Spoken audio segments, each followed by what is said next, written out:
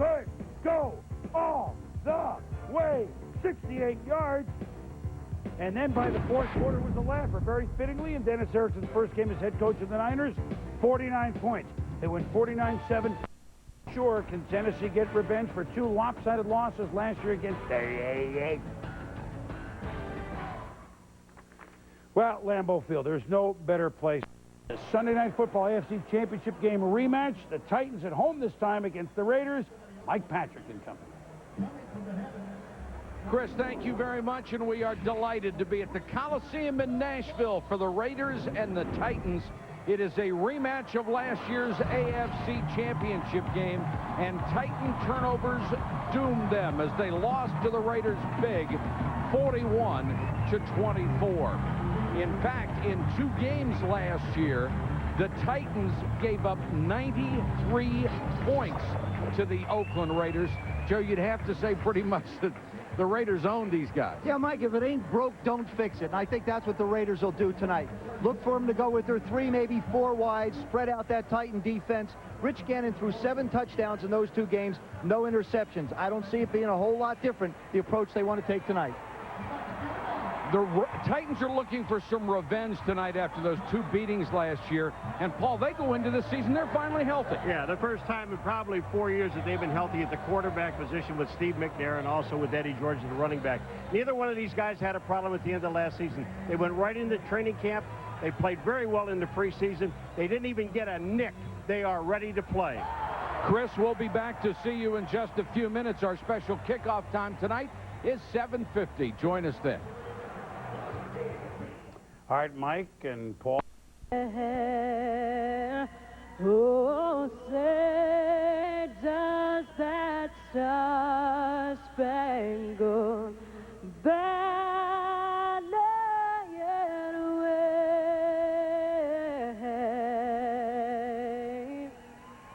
Oh, the land of the free and the home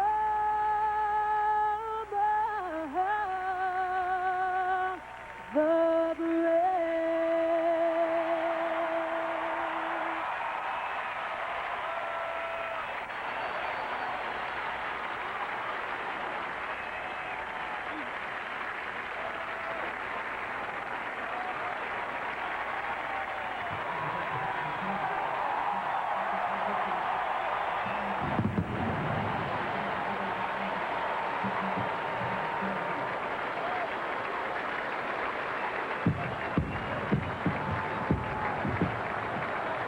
Man, that just takes your breath away. When we come back, we'll get you ready for the Sunday night kickoff between the Raiders and the Titans.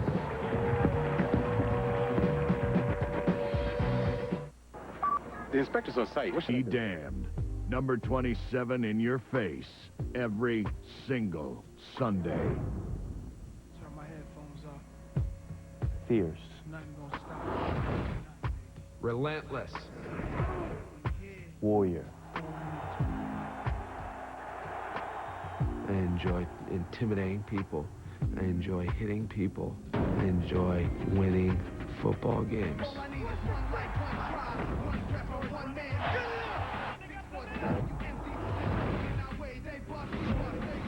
Some people think of him as being a dirty player. He knows how to get his opponent riled up. 60 minutes of violence. Romanowski blast. Eddie and I, one-on-one. I'm ready. We got to have respect. Let's lay it down.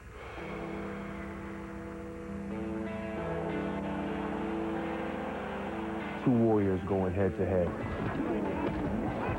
Whatever it takes, Take their heads off. I will take him down. Don't hold nothing back. I get inside his head, bringing it every play. Don't stop. Let's take it to the next level. It starts tonight. Running back, entering the 2003 season as the team's all-time leading rusher, and on pace to become the club's first ever 10,000-yard rusher this season, number 27 from Ohio State, Eddie Boy,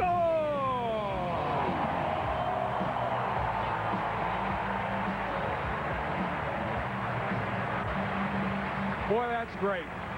Good evening, everybody. I'm Mike Patrick. It's great to have you with us. This is a rematch of last year's AFC Championship game, which the Raiders won big. In fact, they won the regular season meeting big as well. They returned that high-flying offense intact, trying for another run at the championship. The Titans are looking for some payback after last year, and for the first time in years, they are healthy. Talented and healthy, Joe, that's a pretty good combination, especially when you start with Eddie George and Steve McNair. Mike, as soon as we can dry our eyes after that opening, we'll get going. Eddie George used to be the centerpiece of this football team with his legs. Now it's Steve McNair. He not only does it with his arm, but he also does it with his leg. Steve McNair was the third-place finisher in MVP balloting a year ago. He's looking for respect in this football game. The Raiders are going to have to be conscious not only of his throwing, but really stopping him running the football. 7 months ago, Rich Gannon lived a nightmare. It was called Super Bowl 17. But the thing about Rich Gannon is tonight it gets to end. It was the most humiliating day of his life. Thank goodness the opener is here for Rich Gannon. All right, thank you, Joe. And this game should be big enough all by itself. But, Paul, there's something else going on tonight, isn't there? Yeah, when you talk about the receiving core of the Raiders, you think about Hall of Famers J.Rice and T.Brown. But tonight there's an X factor in this game. His name is Jerry Porter. Jerry Porter last year caught as many touchdowns as both of these guys combined. Now, Tennessee, we know that they struggled on pass defense. What are they going to do? They're going to take a safety. That's right, a safety. Lance shoulders down to cover Jerry Porter. Jerry Porter said, there isn't a safety in all of football that can cover me man-to-man. These two guys have been jawing at each other for almost a year. Lance Shoulders, after the championship game, called T.Brown a crybaby. Well, Jerry Porter had to defend him, so he called Lance Shoulders a girl. Well, tonight we'll see who smacks who in the mouth. All right, Paul, thank you. And Visa presents Skycam, innovative technology on ESPN, the worldwide leader in sports. Skycam provides some of the most unique and memorable images ever seen from angles that no other single camera in the world can achieve. We're excited to bring it to you every Sunday night. And when we come back, Susie Culver with the remarkable Rod Woodson, the owner of 69 career interceptions.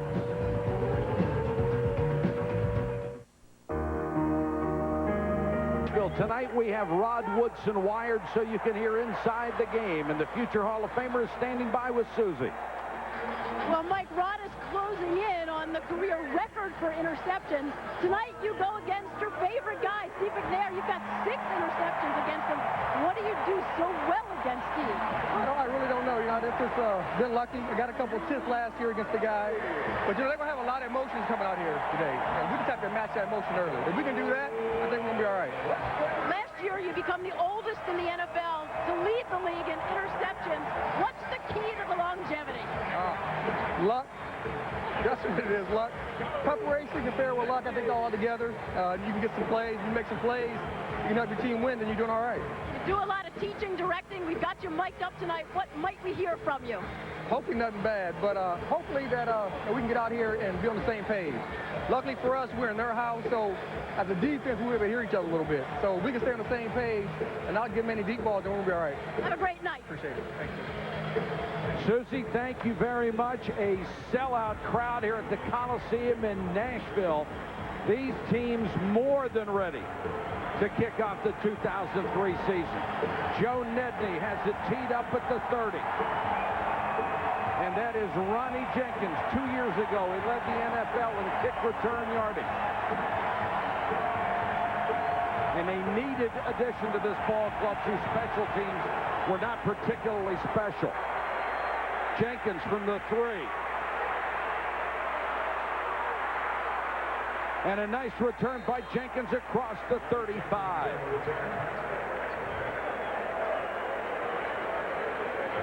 Richie Gannon did everything last year. The MVP of the league. He threw for 4,689 yards, set NFL records for 10 300-yard passing games, 418 completions, and then it crashed down around his head. But the biggest challenge tonight is really be able to communicate all those adjustments that are required to run this offense. And this has to be the loudest place outdoors in the NFL.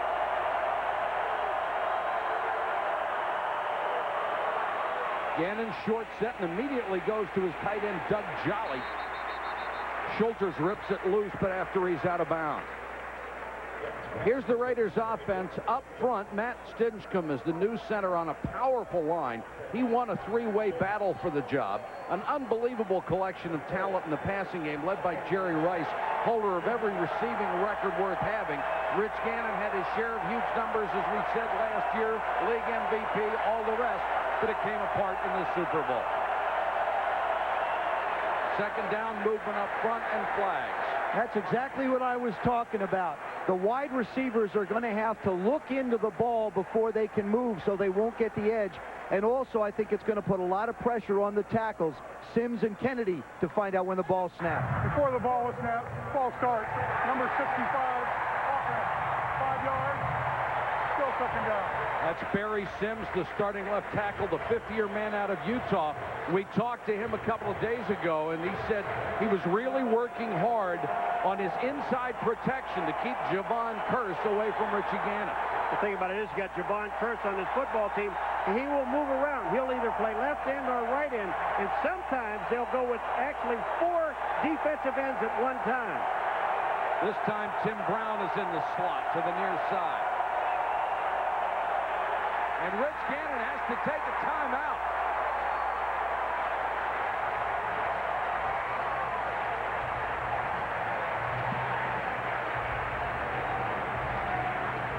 This crowd has already been a factor, and we've played 1 minute and 6 seconds. A truck like this isn't built in a factory. It's built in the farms and fields, concrete streets, and crowded construction sites that map the landscape of an entire country.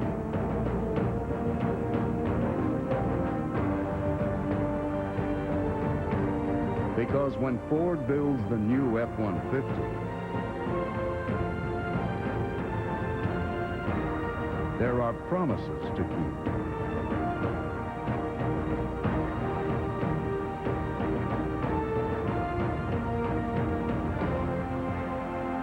And only one trucker earned the right to be the next F-150. If you haven't looked at Ford lately, look again. I have spent a weekend in Vegas without a hotel room. I have driven 150 miles for 3 rolled tacos. I've given a toast at a wedding that I wasn't even invited to. I have French kissed a French woman. I have called shotgun 11 hours before a road trip. I've eaten condiments as a meal. I have dated Carmen Electra's cousin's friend's sister.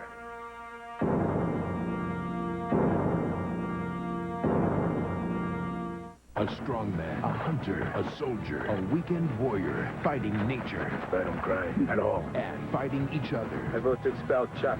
The Wild Rules. 1-hour series premiere. Monday at 9 on ESPN. Presented by Citgo. Raiders on offense, 2nd and 11. Joe, the crowd having a real impact. Well, Mike, what it's going to do is it's going to make it tough for the Raiders to run their no-huddle offense because Rich won't be able to communicate as easily. Screen pass, Charlie Garner. Charlie Garner must be the most underrated star in the National Football League. They don't win these big games without Charlie Garner. Well, to think about it, what happens to your defense, though, you're concentrating on Brown, you're concentrating on Rice, and you're concentrating on Porter. Then they dump a screen out here. Look who is not there. There are no linebackers out there, and they've got to be out and respect Gardner. Jolly and Johnson in a 2 tight end formation this time. Johnson, the rookie. Brown goes in motion. Flag is down, and they'll blow the play dead.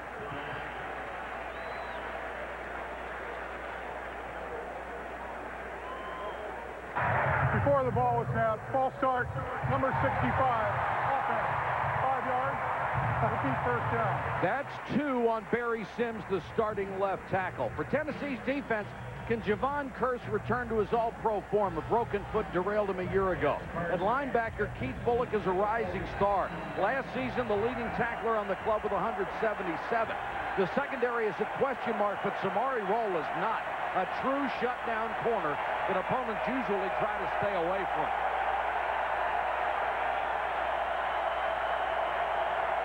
Garner goes out to a wing. He's the only setback. Four-man rush on Gannon. The pass intended for Jolly, incomplete. He was covered very well by Tank Williams, the strong safety. Rich Gannon continuing to coach. You'll see he was pointing to Doug Jolly saying, take it up the field more. Jolly's only in his second year, didn't play a whole lot in preseason because he was hurt. You've got Teo Johnson, their rookie, who they've converted from a wide receiver to a tight end. So Rich is really going to have to be a coach on the field for the Raiders tonight. 2nd and 15. No backs. Garner is a flanker to the near side.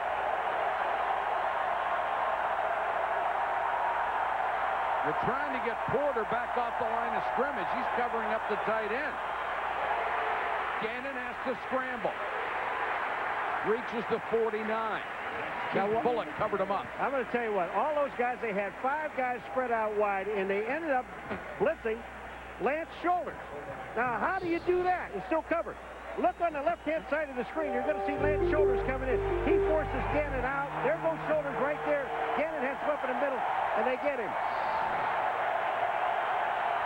3rd and 9. The noise level here is insane.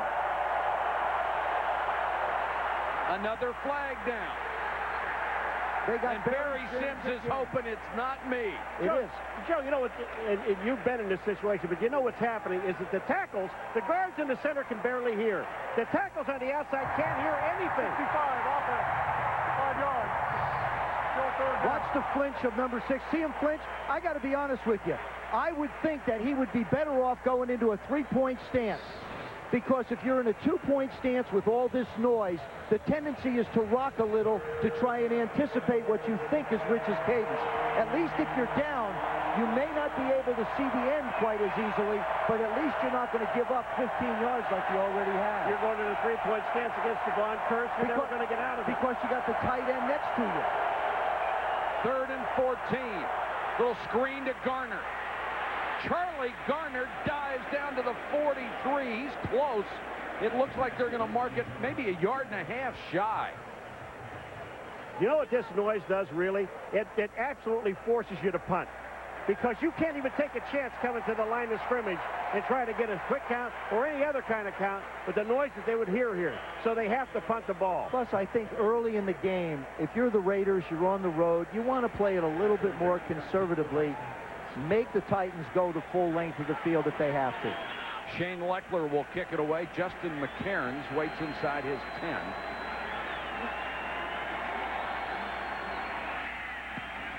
Leckler end over end as he kicks the point of the ball and gets a fair catch at the 9. A 33-yard, perfectly positioned punt. Now it's Eddie George and the Titans' offense turn when we come back to Tennessee.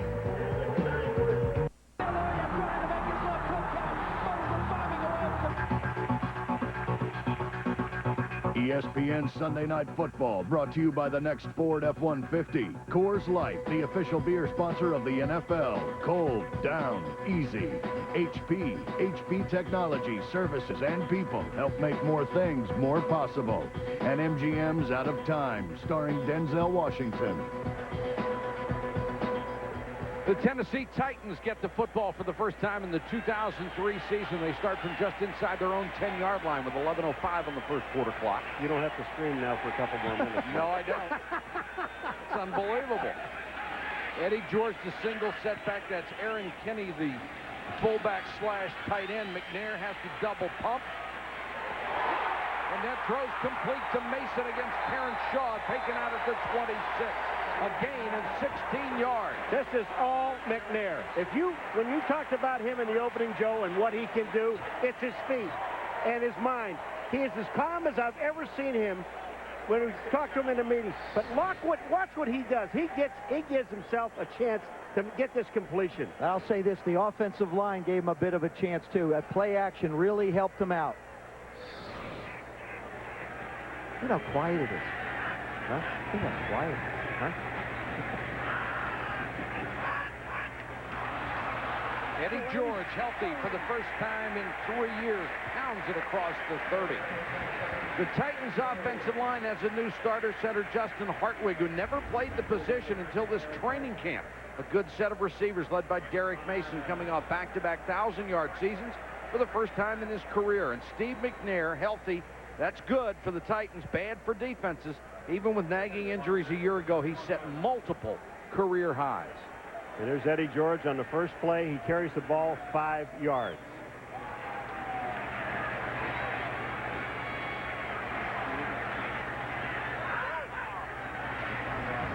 McNair, short set, quick pass, Mason across the 40, fighting for extra yardage. First down, Titans.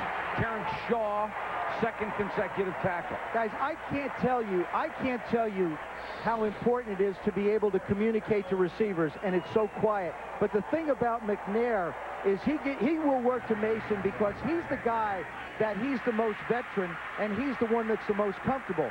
The other thing is he has an option of working against Terrence Shaw, whereas on the other side you have Drew Bennett being covered by Charles Woodson. I think Mason would get the brunt of my attention. First down, Titans at their 41. McNair changing the play. Raiders may have jumped. McNair wanted a little swing pass. It's not there. Gets out of bounds, hit late, taken out. No flag. Eric Barton was the guy who got him inbounds, and now there's a late flag. It appeared that Barton hit him inbounds and took him out of bounds. The flag isn't over here on Barton, Mike. The flag is over there for being either offside. We thought the Raiders were offside, but Barton, all he is doing, here's McNair coming to the sidelines. He still has the ball. He's still a runner as a threat, and at the end, he throws the ball away, and Barton's already in the area to hit him. I think it's a good call. And I think it places an onus on officials, too. I think officials have to realize, like Jeff Fisher has Steve McNair. You've got Tony Dungy, say, in Indianapolis, that only has a stationary Peyton Manning. If McNair can run, you have to treat him as a runner. Oakland's already been hit with 4 flags for 20 yards. Nothing new for the Raiders.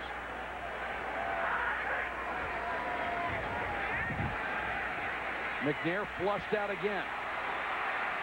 Throws on the run, and it's dropped. Wycheck was wide open, and for one of the few times you'll ever see, he didn't make the catch. You want to see frustration, Joe? Perella. He thought he had him. Little play action fake. Perella, number 97. I got him. No, I don't. Now I'm not going to catch him.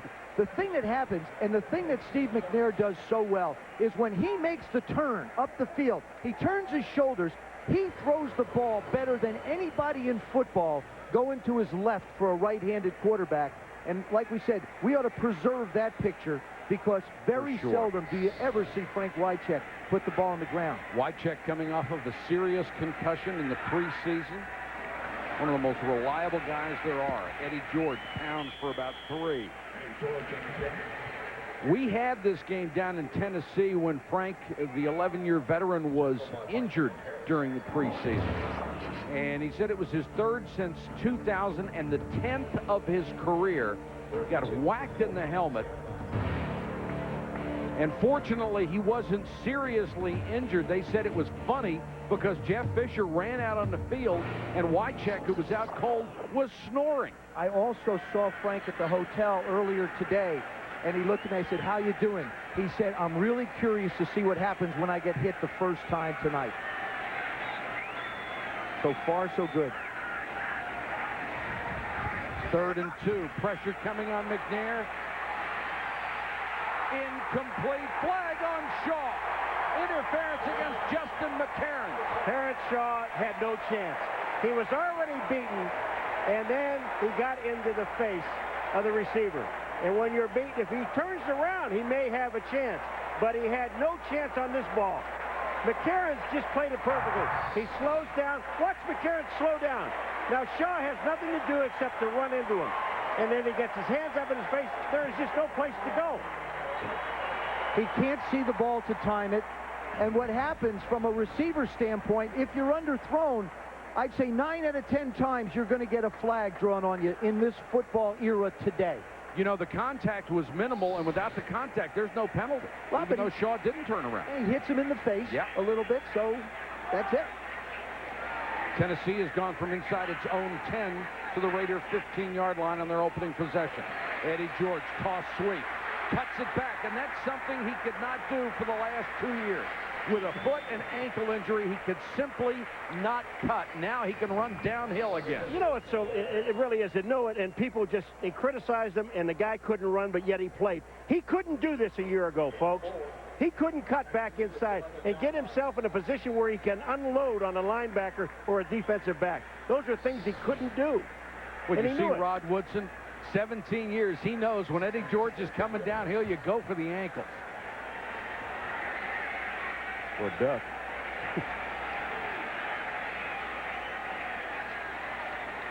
Second and 5 for the Titans. An impressive opening drive. George again.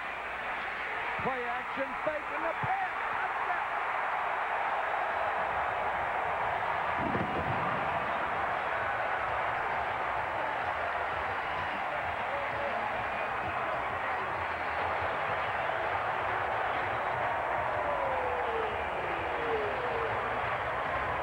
You know, T.Calico, the rookie, makes his first catch. Well, this is a great throw and a great catch. But I'll tell you, Bill Romanowski, you talk about being caught between a rock and a hard place. He had no place to go. If he comes up to try and put pressure on McNair, you saw what happened. Joe Nedney for the point after, and it hit the upright. Bad snap. What a job by Craig Hendrick, though. Hendrick got it down, so at least Nedney had a shot, but banged it off the post. But 6-0 Tennessee on a 90-yard drive. Don't get the ball down. It's hard. It really is hard for the kicker to stop and then restart. Nedney had to try to kick that one flat-footed. Ronnie Jenkins to the corner, and the ball goes into the end zone. They'll come out to the 20. Rich Gannon will have his second chance on offense. I hope he has the earplugs in. He certainly couldn't hear on the first drive. First quarter will start from their own 20-yard line after the kickoff goes into the end zone. I love the way this builds up. Listen to this, folks. Zach Crockett, number 32 in the ball game, an empty backfield again. Now they'll switch back, and Garner will be the deep man in the eye.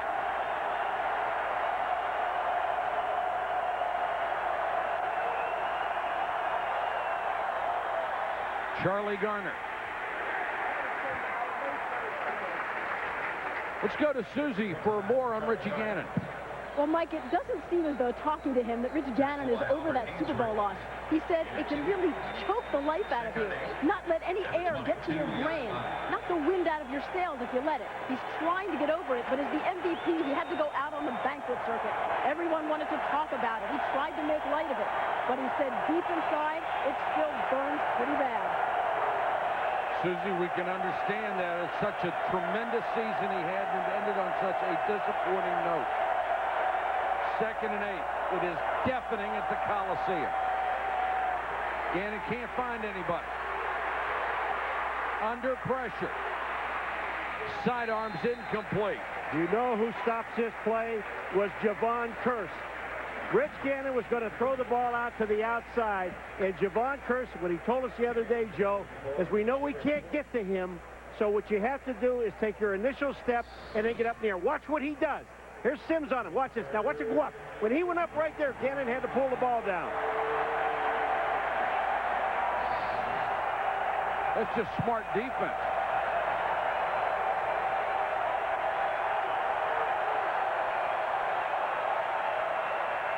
Third and 8. Here comes Kearse. Doesn't get there. The pass is complete but shy of a first down. Jerry Porter makes his first catch. And Rocky Boyman, the linebacker, was right there. Normally, this Raider offensive line would be able to give the guys a chance to get down the field 8 to 10 yards to pick up a first down. But they're so late off the ball, the defensive line of the Titans takes a step before they ever get out of their stance. Justin McCarron's waits inside his 30.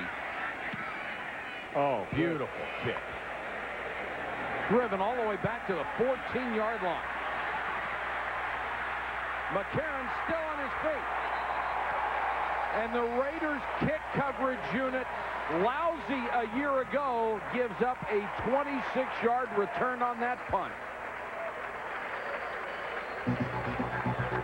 Titans on top 6-0. 5:10 to go first quarter from Nashville. Monday at 9 on ESPN. Presented by Citgo. Throughout the game tonight, we'll be bringing you our fantasy line, the top performers from the day in the NFL, so you can catch up on all your fantasy football league points. Titans with excellent field position this time. They start at their own 39. McNair double pumps, drops it to Eddie George, and he's taken down up around the 43-yard line. Middle linebacker Napoleon Harris with the coverage. You know, the one thing about McNair is, we saw him the other day, Joe, and how relaxed he really is. And he sits down, he talks, and he knows exactly what he's doing. Well, here's the situation just right there. It was only a short 4-yard pattern, but he knew exactly where Eddie George was going to be when all of his other receivers are covered. And he stands so strong in the pocket. Has great confidence. We talk about the Raider offensive line being a solid one. You can't underestimate the power and the abilities of the Titans offensive line either.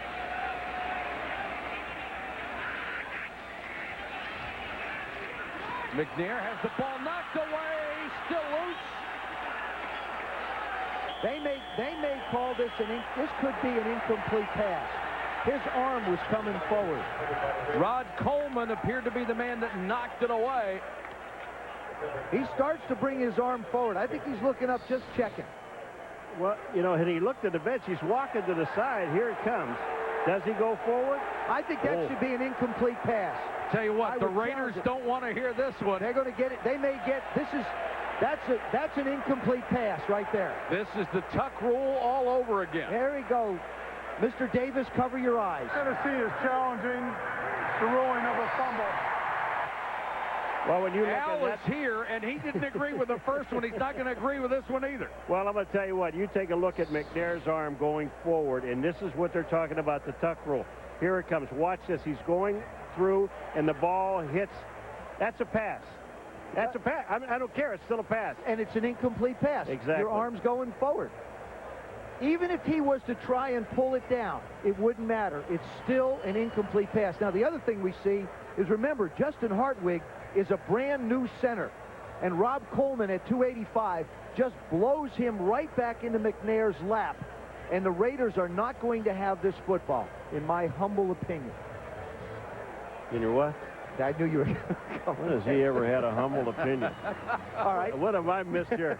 I've only been with him, 6 years? And I've never heard you with a humble opinion. This is Ron Blum under the shield. I would be checking the replay. I would be very surprised if this isn't an incomplete pass, and the Raiders the Titans wind up with it again. I mean, I could see no reason why it would not be considered an incomplete pass. As long as his arm starts forward. That's all you need to know, folks. My arm starts forward, the ball comes out, and it's an incomplete pass. End of story, end of case. Thank you. I totally agree. If they don't look at here he is right here. Look at his arm. Now look how forward it is, and it's coming down. This ball comes out of his hands after it hits Coleman on the shoulder. He's obviously trying to bring it back in, which brings the quote tuck rule. Doesn't matter. Which I personally feel like the rule should be amended. I think that's something that the competition committee should continue to look at and possibly do something with. But it hasn't yet. And it won't. Do you know of all the rules that you wanted to have them amend, they have amended none? I know, but I'm zero. trying. Zip. They don't even, I don't even think they talk about them. I'm trying. No, they don't. Okay, here comes Ron. Uh-oh. To reviewing the play, quarterback's arm was moving forward. However, he had control of the ball all the way until it hit a defensive player. It is not a tuck rule involved here. It's a fumble, and it's first down Oakland. Oh, boy. The way he explained that was very good. He had control of the ball. Does that change your opinion? No, because on the tuck rule, what happens is if you bring the ball forward all the way down and you start to reload, that's still an incomplete pass. His arm is coming forward. How does he know that it's not going to come all the way down? I don't agree with the interpretation. Well, what they said was that he had control of the ball until it hit the defender. That's okay. He's still trying to throw the football, so it should be an incomplete pass. Well, the Raiders were so good a year ago after a turnover. They led the league with 16 touchdowns after an opponent's mistake. And they set up shop at the Titan 33.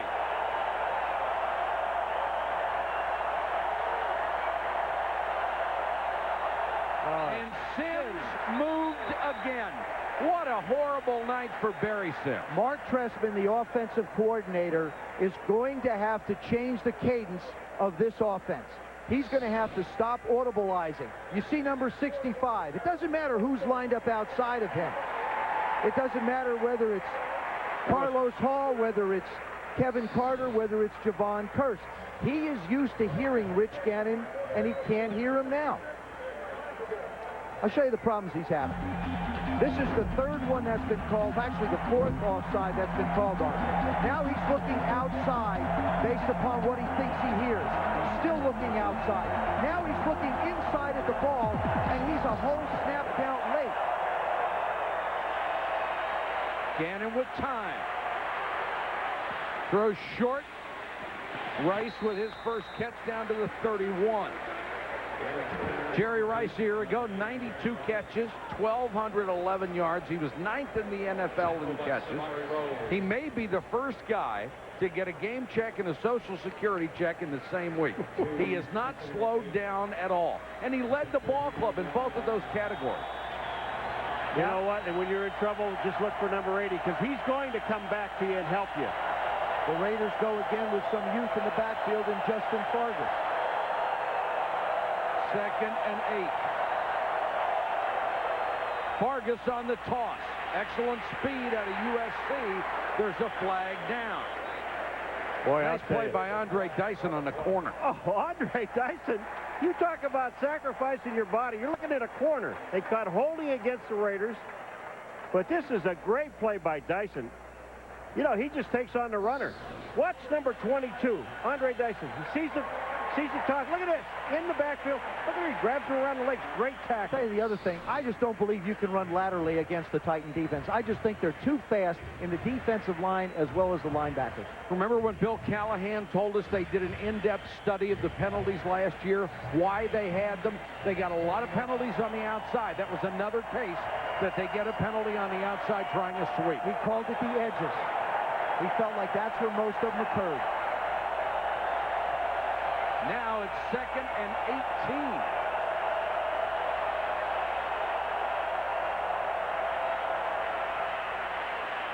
Gannon over the middle to Rice. And Jerry dives near the 22-yard line.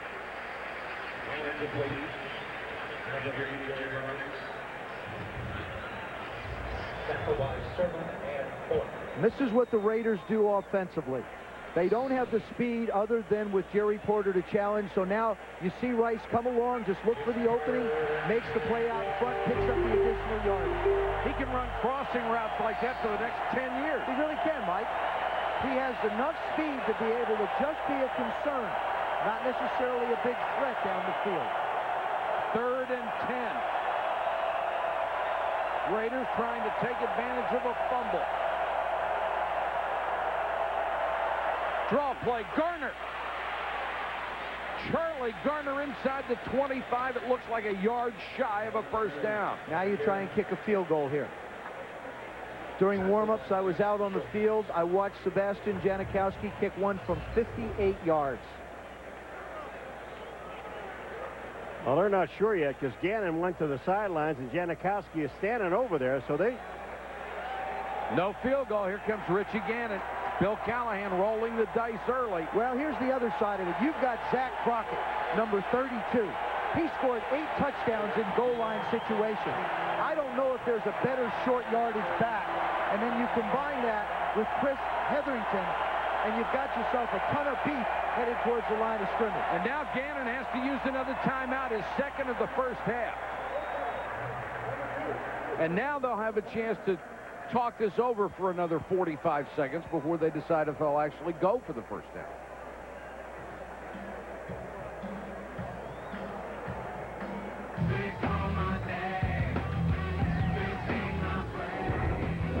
Who had the best day in the NFL? It is up to you. Was it Jake Delhomme for Carolina in that big second half comeback? How about Chris Brown? 5 field goals for Houston, including the game winners. Priest Holm, 183 total yards. Lawyer Malloy, what a brilliant day for him. 5 tackles against the team he played for last week. And Joey Harrington of Detroit, 195 yards. All you have to do, log on to ESPN.com, click NFL, vote. We will give you the results in the fourth quarter. Look at Lawyer Malloy. How do you just plug a guy in 2 days and he goes in there and he was effective the entire time? Because he's Lawyer Malloy. And he's a Pro Bowler and he's smart. 4th and a yard. Crockett the deep man. Hold it. The official is going to blow this one dead.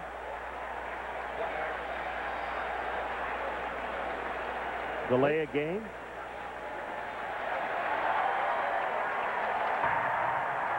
Full start. 79. Offense.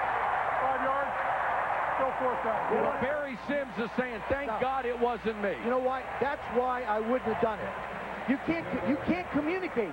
You can't get people off the line of scrimmage. That one was on Mo Collins, and look at that. 8 penalties for 76 yards. We're in the first quarter. Look to the right of Rich Gannon, number 12, his right guard, Mo Collins. Watch what he does. I don't know what he did. I don't see him move. He never moved. 47-yard field goal attempt by Sebastian Janikowski. And the big guy out of Florida State knocks it through, and we have a 3-point ball game.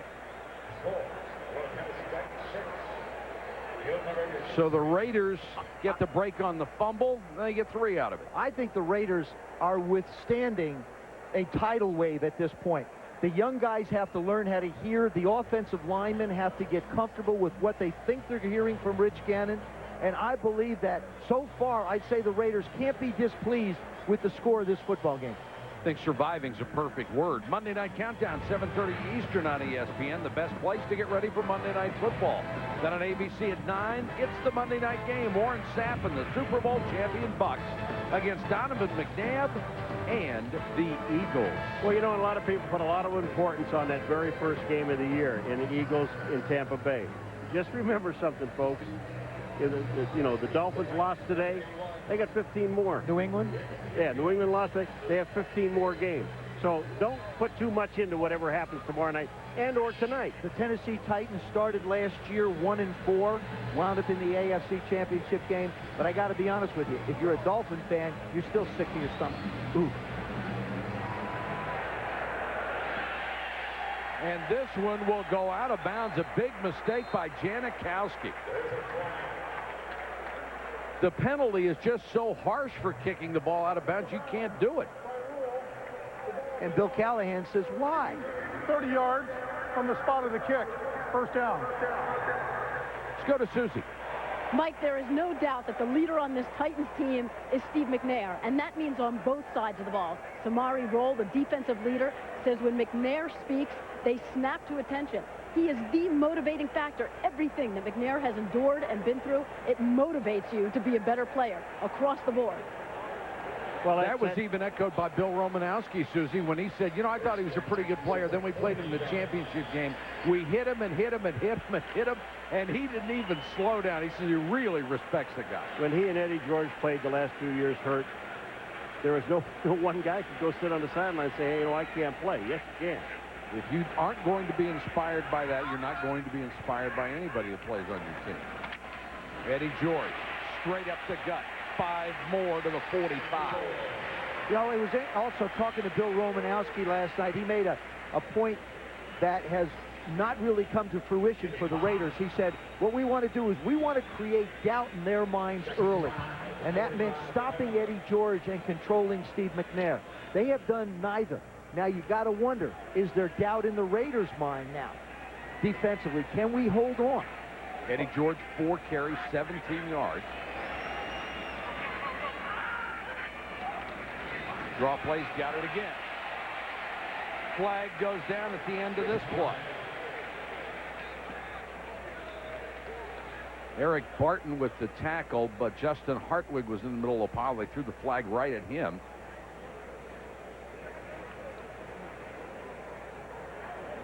And it will be a hold and come back. The Raiders defense has made some changes up front. First round draft choice Tyler Brayton is a starter after an impressive preseason. The linebacker's very athletic, led by the volatile Bill Romanowski, still going strong in his 16th season.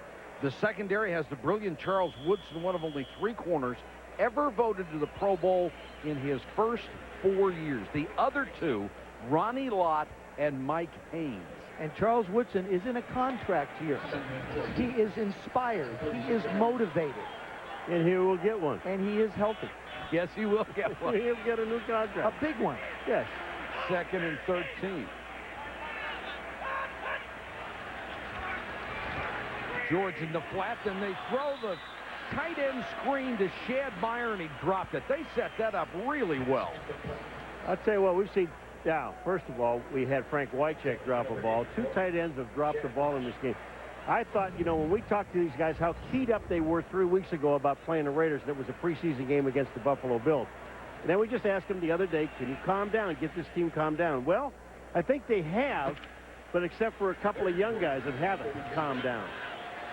Robert Holcomb will check in the ball game, number 35, the veteran out of Illinois, on 3rd and 13. Blitz coming. Oh, flag is down. That looked like a hold. The pass is complete to Drew Bennett. Now we'll check the marker. Charles Woodson was coming on a blitz. He didn't see it, and Robert Holcomb hog-tied him. I mean, he grabbed him around the neck and threw him on the ground. 35, offense, 10 yards. Still 3rd down. This was an easy one to call. They ought to have another symbol like for tackling. I would tell you, it was unbelievable. Look on the top side. You talk about who? He almost choked him to death. Coaches talk about get yourself in a position, and you as a running back have to deliver the blow. You can't catch it. He didn't catch it. He just caught Charles Woodson. Well, he didn't think you're going to see a corner Charles Woodson blitzing, and he did. Caught him by surprise. And that's a guy who is a 3rd down back and used to seeing long yardage situations, and he makes that mistake. That's the end of the first quarter here in Nashville. It's been a beauty. The Titans lead it over the Raiders 6-3. Monday Night Countdown delivered by UPS, 7:30 Eastern on ESPN. I have spent a weekend in Vegas without a hotel room. I have driven 150 miles for 3 rolled tacos. I've given a toast at a wedding. Second quarter at the Coliseum in Nashville. The Titans on top of the Raiders 6-3, a rematch of last year's AFC Championship game. And the Raiders have already racked up 8 penalties in the first quarter, the most they've had since 1995. And right here on 3rd down and 23, there's 2 things you have to be aware of as a Raider. You don't want to rough Steve McNair, and when there's a play on the ball, if he's going to throw it deep, don't get a pass interference call. I'm not sure you can rough Steve McNair. You got to knock him down first, don't you? Knock him out. Rule interpretation of roughing. Draw play, Holcomb. Dorsett. First man in on the tackle near the 35, along with Eric Barton. If you just joined us, the only touchdown of the game so far came from Steve McNair to rookie T.Calico. His first catch is a touchdown against the Raiders. Rod Woodson, the veteran, tried to stop him short of the goal line and couldn't. Now 4th and 15. They'll have to kick it away. And the dangerous Philip Buchanan, who has been injured most of his short career, and a beautiful punt by Hendrick. Buchanan, blazing speed, doesn't have a chance to use it. McCairns, the first man down, and wrapped him up. A loss of a yard after a gorgeous punt of 49 yards. Now, you saw Rod Woodson on that touchdown catch. Here's what it sounded like from his microphone. Hey, watch a bunch! Bunch!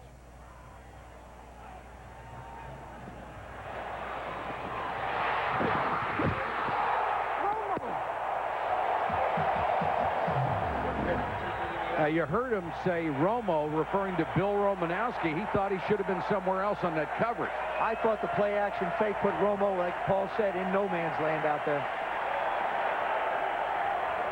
Raiders can't feel too bad about the way things are. You're right. They really have withstood this crowd very well.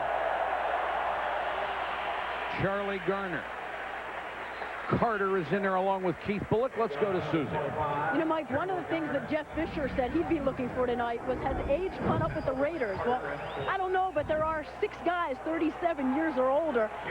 Rich Gannon says it's simple why they're hanging around so long. They train, they take care of themselves, different from anybody else. They work harder, they come in earlier, they stay longer. Guys like Bill Romanowski, they're still loving the game and playing with passion. Susie, those guys, all of them, so dedicated to taking care of themselves and extending their career at a very high level. Garner on a draw again, gets it across the 20 to the 21-yard line. The other thing about those veterans, the Super Bowl loss was so devastating to this team. Rich Gannon said on the plane back home, which had to be a miserable flight, all these guys were talking about, we can go in and renegotiate our contracts. We can restructure things so we can get rid of $45 million. We can all stay together, and we can have another shot out of it. Now, that is dedication as well. 3rd and 4.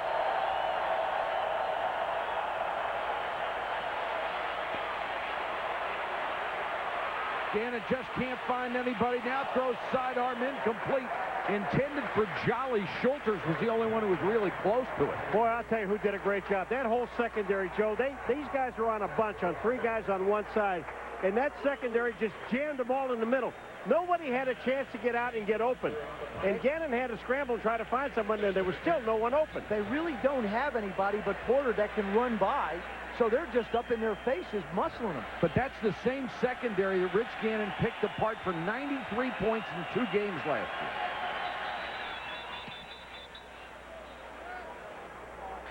Uh-oh, flag is down. They'll have to do this one again.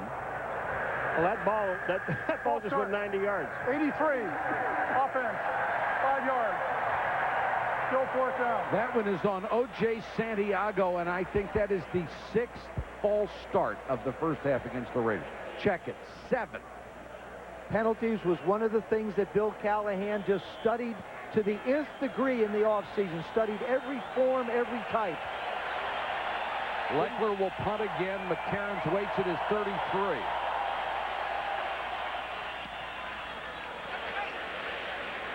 Low line drive this time. McCarron's from the 39. And got to midfield before he was driven back. A return of 11 after a kick of 46. Napoleon Harris with the tackle on special teams. 6-3 Titans. The defense has done its job. ESPN Sunday Night Football, brought to you by Southwest Airlines, proud sponsor of the NFL and official airline of Super Bowl 38. Southwest Airlines, a symbol of freedom. Mazda, there's a soul of a sports car in everything we make. And Budweiser, grab a cold, fresh Budweiser. It's game time. Aerial coverage tonight courtesy of Budweiser. And the Titans have the ball at their own 49-yard line. A sellout, very vocal crowd here at the Coliseum. Yes, Paul, they do have an Air Force. I thought, I didn't know we had an Air Force.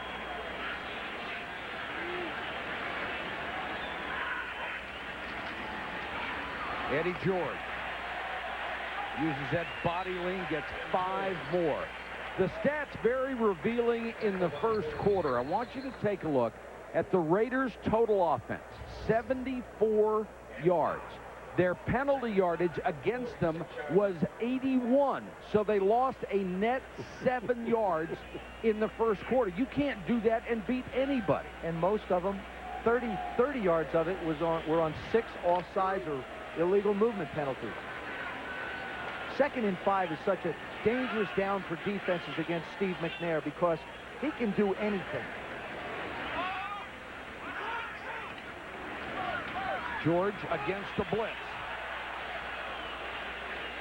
Picks up a couple. Tyler Brayton, the rookie first-round draft choice out of Colorado, was in on the stop. He's on the bottom of the pile. Well, Tennessee, first of all, they don't use a fullback, really, for George. But they do use tight ends. And on that first play, he got in behind Frank Wycheck, who goes in motion back in the backfield. They picked up 6 yards. That time they had Eddie George by himself in that backfield, and he didn't get much. Yeah, but, you know, I just don't believe moving tight ends back there is the same as having a fullback who's used to blocking, and that's his sole job. He talked wistfully the other day about when Lorenzo Neal played here, and he could follow that guy into the hole. McNair against the 4-man rush. Mason makes the catch. Pushed out of bounds by the second-year man, Buchanan. It's a first down, Tennessee. You know, the nice thing about McNair, again, it's basically the same way, too, but the nice thing about McNair is how quick he can get it there, Joe. I mean, if he has to run around and get his body square and he can throw the ball in with force, but watch how fast that ball's out. When he gets his head around that quick, a couple things come to mind. First of all, he knows where everybody is on the football field. And secondly, he's very, very confident that he wants to just pick up the first down. He doesn't try and make too much out of the play. Wouldn't you agree his maturity, not only as a quarterback, but a person, has seen a dramatic change? We've seen a young person go from a boy to a man. Yep. He was 3rd in the MVP balloting a year ago. Throws this one underneath. Drew Bennett down to the 28-yard line. A flag is down. The Raiders applauding, indicating it's a hold, and we'll come back. Dana Stubblefield said he was held. He's number 94. Tripping. 77. Offense. 10 yards. Repeat first down.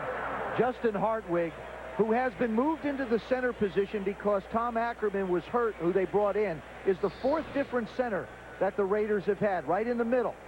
I just think he's just not comfortable. See him stick his right foot out and trip Stubby? He gets called for it. He was the one that also got pushed back by Coleman when they had the fumble, when McNair had that fumble that I didn't think was a fumble. First career start at center. We're back to that, huh? Yeah. You think he's going to let this go? I'll give it up. He's not. No, you're not. 1st and 20. McNair against the blitz. Got it to Mason. His 4th catch. That's how strong he is. And a flag is down at the end of the play. You know what? You know, I got to ask myself another question about Stephen. When is a quarterback considered in the grasp? Never. Well, he's different. Well, but I mean, don't you treat quarterbacks like quarterbacks? Watch this. No. He's got him. No, he doesn't. No, he does not. Now, he had him by 1 leg. If someone was coming close to hitting him, that's when they would have considered him in the grasp. Exactly. But you know what? We knocked over Saddam's statues easier than they're knocking McNair over. Well, Travian Smith is the guy that reached in as the linebacker and grabbed the face mask, and that enables these guys to get back to first down. That almost puts the Raiders close to 100 yards in penalties in the first half.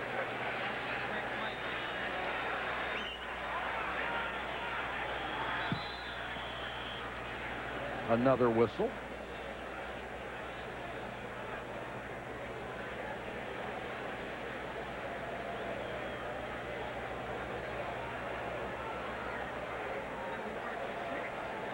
You got to add some more seconds to the clock, I think. First down and 6 yards to go. Checking with Susie. Well, Mike, we've seen Derek Mason already have 4 catches tonight, and there is no doubt that this entire receiving corps reflects him. He sets the tone. He said he knows if he's working hard, they will too. He's conscious of practicing like he plays. You'll see it out here tonight. And Susie, they had the benefit of working in the offseason with McNair for the first time in 5 years. Boy, and Eddie George just got whacked as he caught the ball in the flat. Derek Gibson, the strong safety, drilled him. I want to explain something. People are probably wondering, why, if there was a face mask penalty, was there not an automatic first down? It wasn't a personal foul. It was just grabbing the face mask. There's a distinction between the two. You hear this hit? That was unreal. Eddie heard it. Well, that's a back with the ball. So now you can go helmet to helmet. You can't go helmet to helmet with a quarterback. But one other thing about McNair that let's not forget. Steve McNair has finally realized, really, that he doesn't have to win the football games. He's allowing these other guys to do their part, and he just does it. 2nd and 3. Blitz coming. McNair got away from Harris, then throws on the run. Complete but out of bounds. Caught by Mason. And Eddie George got away with a hold, I'll tell you that. You know, watching McNair and Gannon operate at the quarterback position, both of them have great mobility. The difference is when McNair gets on the edge, you have to be aware that he can become a runner. Gannon is not that big a threat. Watch Eddie George on the right-hand side here. Is this holding? I think so. Grab Napoleon Harris. Mason just bobbled it before he went out of bounds. Holcomb comes in for George on 3rd and 3.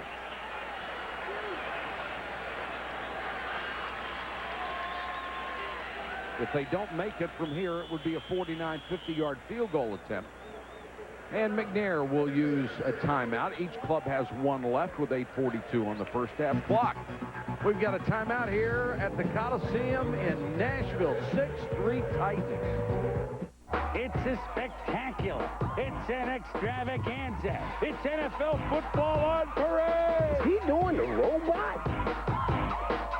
Sunday NFL Countdown, presented by Old Spice. Sundays at 11 on ESPN.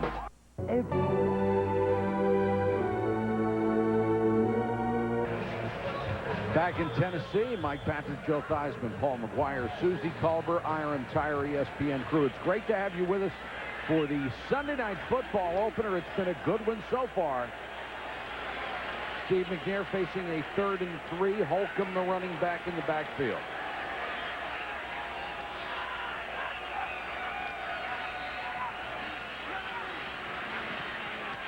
Too high for Mason, covered by Buchanan. I'll tell you, you have got to give that Raider defense an awful lot of credit. He had 1st down and 6 to go in a very crucial part of the field, and the Raider defense really did a great job, especially covering the receiver. I think your point earlier, if they are able to survive this first half with all the emotion and the fans in it and everything, they've done a pretty good job. And now Joe Nedney, who's one of the great pressure kickers in this league, will try from 50. Hendrick will hold. And Nedney crushes it. This guy could really kick. I talked to him the other day, and I said, how come guys like you move around so much? And he says, boy, I have no idea. This is my 3rd year here. It's the longest I've ever been anywhere.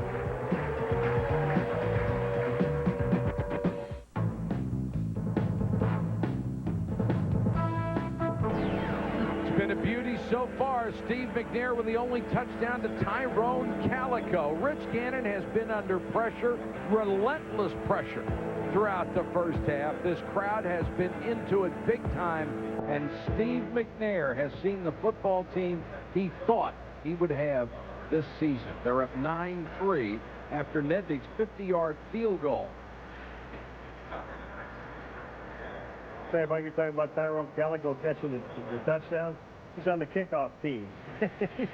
You want to work yourself into the circle so you don't have to be on that baby.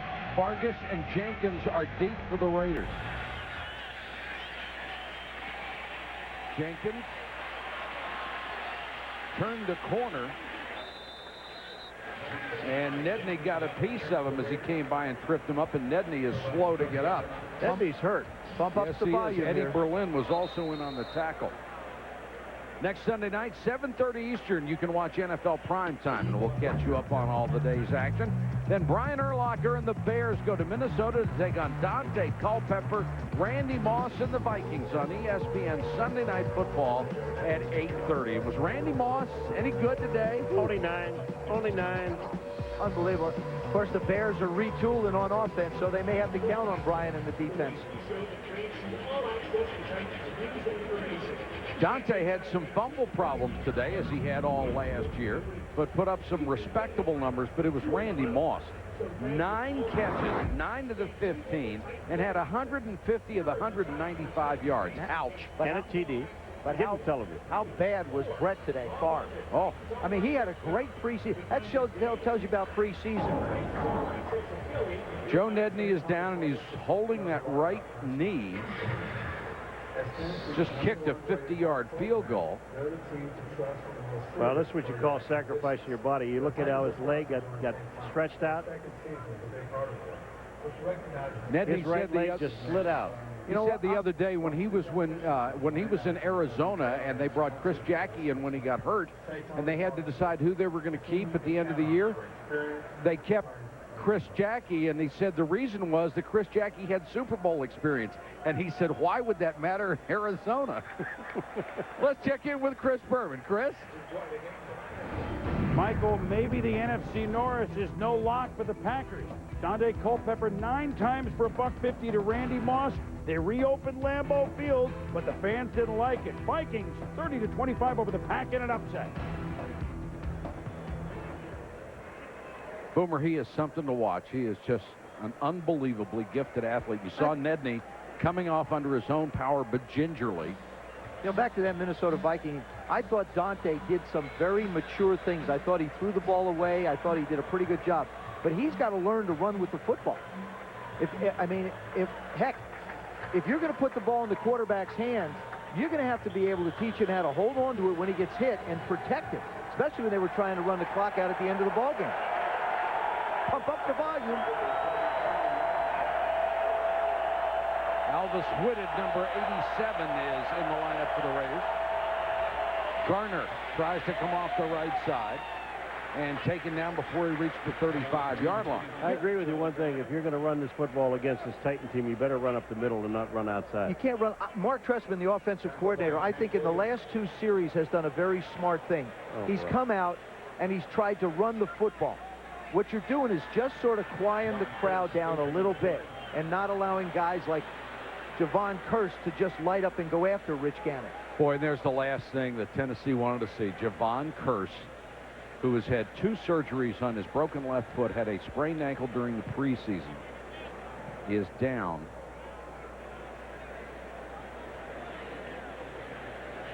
And it looks like he's moving his shoulder and his neck. We talked to him 3 weeks ago, and we talked to him again on Friday. And the thing he said is, I want to make all these people believe that I am the best defensive end in the game. I did it once, and I can do it again. And here he is coming up short. And he was upset that he lost his position in the Pro Bowl. J.Kearse is on the right-hand side. He's going to be underneath this mess. Oh, there it is. It's a helmet-to-helmet hit. But it's from his own guy. He's all right.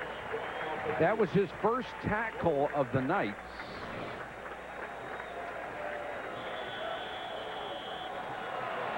And they'll work on him on the sideline.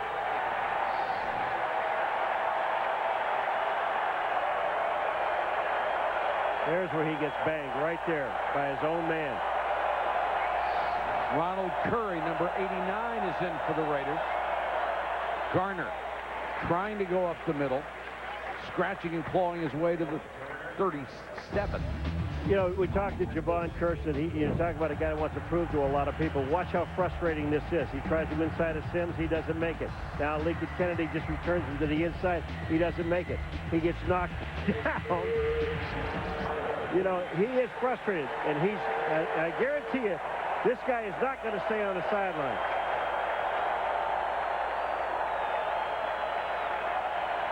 Third and 5 for the Raiders. This Tennessee defense has done a great job so far. Oh, Sims. No. That's going to be defense. I think that was Carlos Hall. I think Carlos Hall came off the blocks first. I don't think you can put this one on Sims. Well, Barry Sims is hoping not. Neutral zone infraction. 97. Defense. 5 yards. Still third down. Boy, you'd have to think, if you're a Tennessee Titan defensive lineman, you really don't need to jump the gun, because all of those offensive linemen on the Raiders are a half step slow, because they have to look at the ball and can't hear. Left side, number 65. He's staying still. Then he makes his move. Good job of being patient. You see, what's happened now is the line is starting to get a feeling for Rich Gannon and the Canes. Remember, these guys, even though there's been preseason games, haven't really played much together. 1st and 10 on the penalty. Gannon flushed again. Ritchie chased out of bounds to the 41. A flag is down. Back at the 32, and it's a hold. You know, they had the big old tight end in that game, Teo Johnson, and they think an awful lot of. He's 6'6". He weighs about 260 pounds. The only problem is but they got to get him the snap count because he's sitting there on the line of scrimmage. He never moved. In the holding was on Jolly, number 88, the other tight end.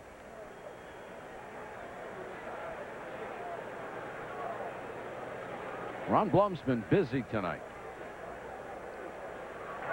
Holding, number 88, offense, 10 yards, still first down. Here's the problem you have if you're the Raiders. The offense is set up for Rich Gannon to get rid of the football so quickly. Okay, now, he expects the ball to be gone. But now, all of a sudden, he sees the defender start to take off and move, and then he has to try and grab him. And that was Jaquan Thomas.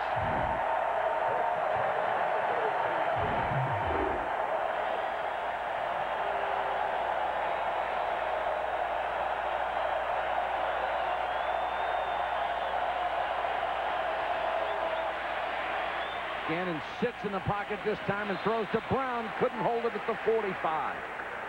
Let's go to Susie. What do you have, Susie?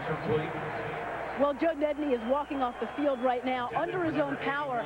But after they had looked at his knee on the bench, he turned to some friends in the stands and mouthed MCL. Hurt making the tackle on the kickoff, the ultimate sacrifice. Obviously, the last thing the Titans need. The kickoff man on special teams. Boy, that's awful for Nedney and for this ball club, and that's going to leave it up to Hendrick, who will have to do double duty. 2nd and 20. Fargas on the toss.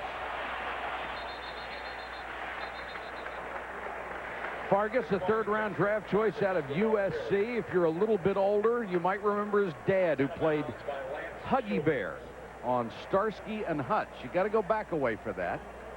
And he wore some bad outfits, did Antonio Fargas. Had great hats, though. Oh, yeah. But his son is a heck of a football player. Hasn't really played a lot of running back. Sat out the 01 season, played safety for a while when he went to Michigan. So being a running back is somewhat new to him. Curry, Rice, and Brown, the wide receivers on 3rd and 17. Underneath and dropped by Fargas. Wouldn't have been able to get much out of it anyway. No, he doesn't go anywhere. Fargas is stopped. I mean, Gannon he knew he had to get rid of the ball because he was going to go down. And this defense has done a great job. Yeah, and you don't have to jump. Justin Fargas jumps up to catch that thing and hits him in the... It went from his face to his chest. Leckler to kick to McCarron's. Keep in mind, this is a defense that gave up 93 points in 2 meetings against the Raiders last year. So far in this game, they've given up 3.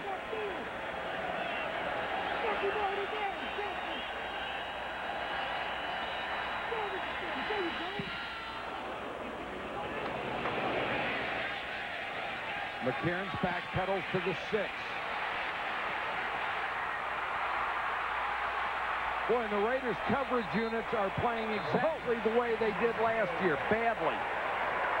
Eric Johnson made the tackle. That's a 33-yard punt return after a 59-yard kick. It's 9-3, Tennessee over Oakland. A strong man, a hunter, a soldier, a weekend warrior, fighting nature. Titans with a 9-3 lead over the Raiders. 5:45 to go, 2nd quarter. Tennessee takes over at their own 39. Steve McNair so far, 7 of 11, 58 yards, and a touchdown.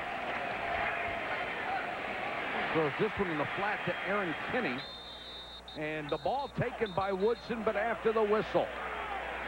The 17-year veteran looking for every advantage. Well, the thing about it, he's going to go, but the thing about it is that his forward progress was stopped. So Kenny couldn't go anywhere. They blew the whistle, and just remember, Rod. When the whistle blows you, it's over. Bring the ball back so they can play. Oh, he's not going to bring the ball back. He threw the ball away. Here comes Rod Woodson.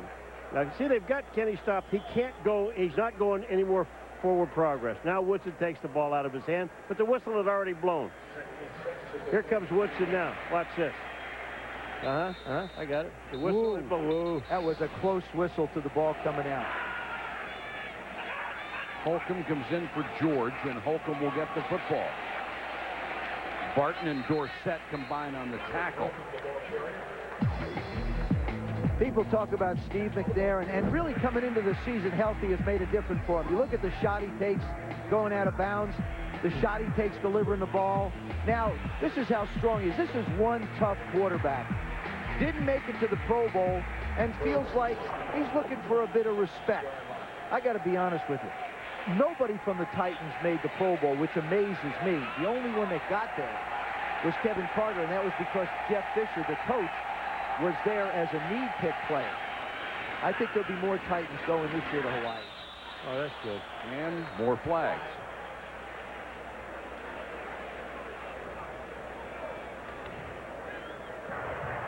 Before the ball snap, ball start. 69, offense. 5 yards. Repeat, third down. Zach Pillar, the guard. McNair has thrown for almost 20,000 yards in his career. We asked him about that respect factor. Most people around the league, I don't think so. If I did, I probably would have been in the Pro Bowl the last 2 years. So, you know, that's something that's, you know, out of my hand. I don't take it personal. That you know, I got to work a little harder. And that was my goal coming into this season, and that's going to be my goal when I leave here. Don't you love him? I got to work a little harder. How much harder can you work, young man? McNair flushed out of the pocket, throws just incomplete. Crowd wants a flag as Shaw was on McCarron's. Looked like excellent coverage by Terrence Shaw. I think the fact that Steve McNair's been hurt the last couple of years is a little bit why he hasn't been able to go. He's only been able to play in games and been limited. But you can see what happens, his ability when he's healthy. Good job by the Raiders. Nowhere to go. Here comes the pressure up the field, and then he guns is coming back. That's a good job by Terrence Shaw. Hentrick to punt, and Buchanan is back at his 15. High hanger. Buchanan forced to make the fair catch up at the 23-yard line. 36-yard kick, no return. These two teams have combined for 172 yards in total offense. They've also combined for 137 yards in penalties. So the net is 35.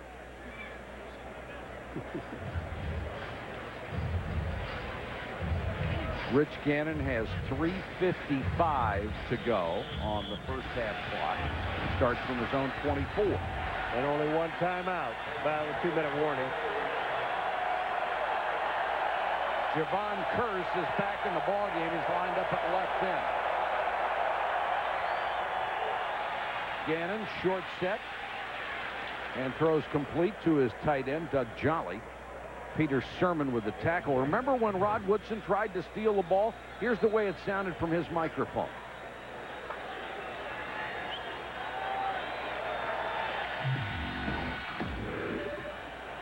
Hey! Down right, down right!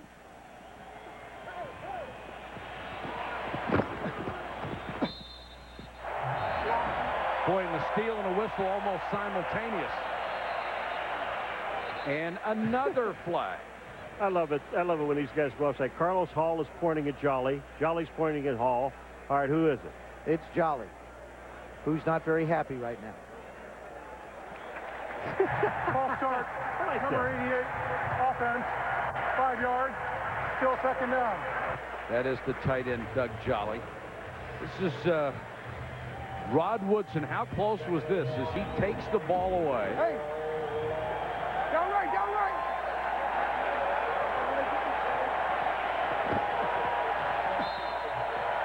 No! Oh! He wanted another return touchdown. He's had so many of them in his career. Gannon under pressure, got it to Garner, lowers his head and dives into Dyson and got a first down up at the 36. This game to the Raiders, to me, is a very important one. They played lousy in the preseason. Charlie Garner had a bad knee. Doug Jolly didn't play very much. You know Rice and Brown don't play very much during it. They're now starting to feel themselves into a game. They've played more here than they have all through the entire preseason. Gannon, does it look to you like he's finding a little bit of a rhythm right now? I think for short pass. But I don't think the crowd's as loud. They aren't. I think it's easier now for Rich Gannon to be able to communicate. And Bill Callahan, as he looks up at the clock with about 2:17 to go, has got to say to himself, you know what? 9-3, we can put points on the board. And look at the Titans sideline. They can hear that crowd not cheering, and they're encouraging them now. Blitz coming. Screen to Garner. Flag is down. So is Garner. Excellent play by Keith Bullock, who got right in the middle of that screen. And it's holding against the Raiders. I understand one other thing about the Raiders in preseason. They were so bad, Joe. They didn't throw one touchdown pass in preseason. Not one. Yep. And they only had 4 rushing touchdowns by nobody that's playing. For offense, 10 yards. Repeat second down. Matt It's a 2-minute warning. The new center, and we have reached a 2-minute warning in a flag-filled football game. 9-3 Titans. Coming up at the Kia halftime show, Chris Berman along with the fastest 3 minutes in television, highlights of all the games. Boomer picks his halftime heroes, and the hunt for October as the chase in Major League Baseball winds down. It's all coming up on the Kia halftime show. We are 2 minutes away on the clock. 2nd and 18 for the Raiders after their 13th penalty of the half.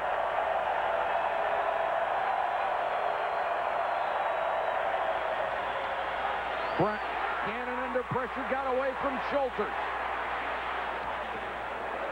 Oh, what a job by Rich Gannon as Lance Schulters came on the blitz, horse-collared him, and Richie got away. I'll tell you who else did a great job on that play was Lincoln Kennedy, number 72, the big tackle. Here's the guy that came back to try to help him. Watch Gannon. Schulters is 31. He gets him around.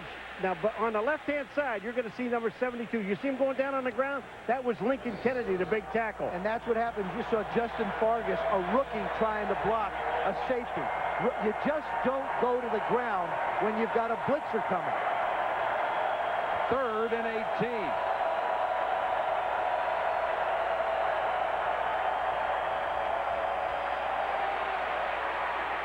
And Rich Gannon finally taken down as Rocky Boyman.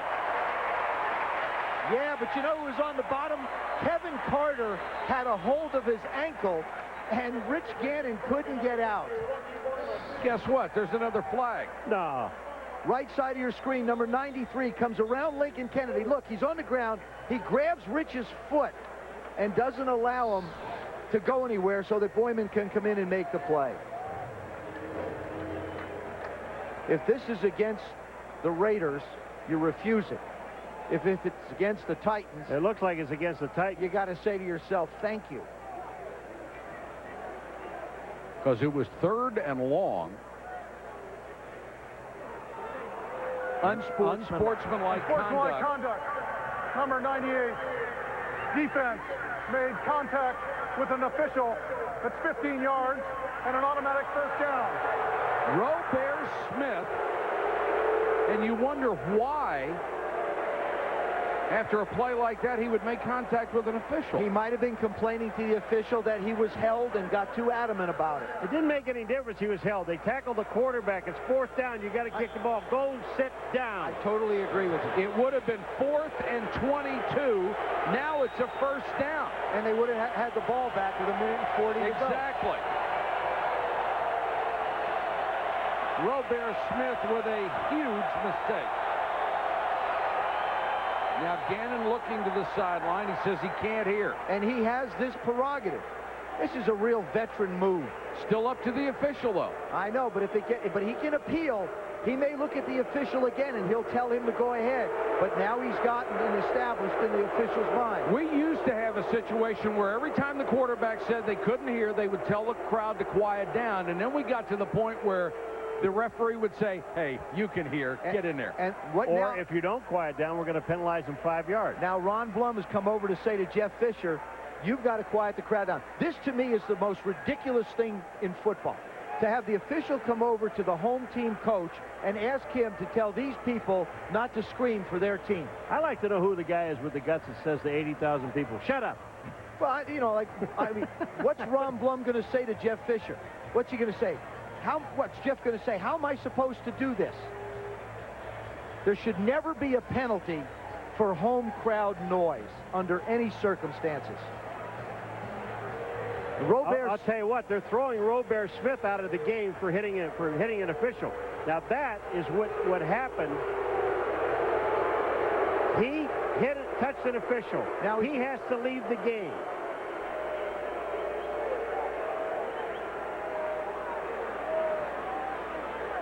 Robert Smith in his 4th year out of Michigan State. It has nothing to do with the crowd noise. Look at. Now Jeff is saying, now Fisher says, all right, get him going. So what the officials did was stop the clock because Robert Smith was still on the field. Exactly.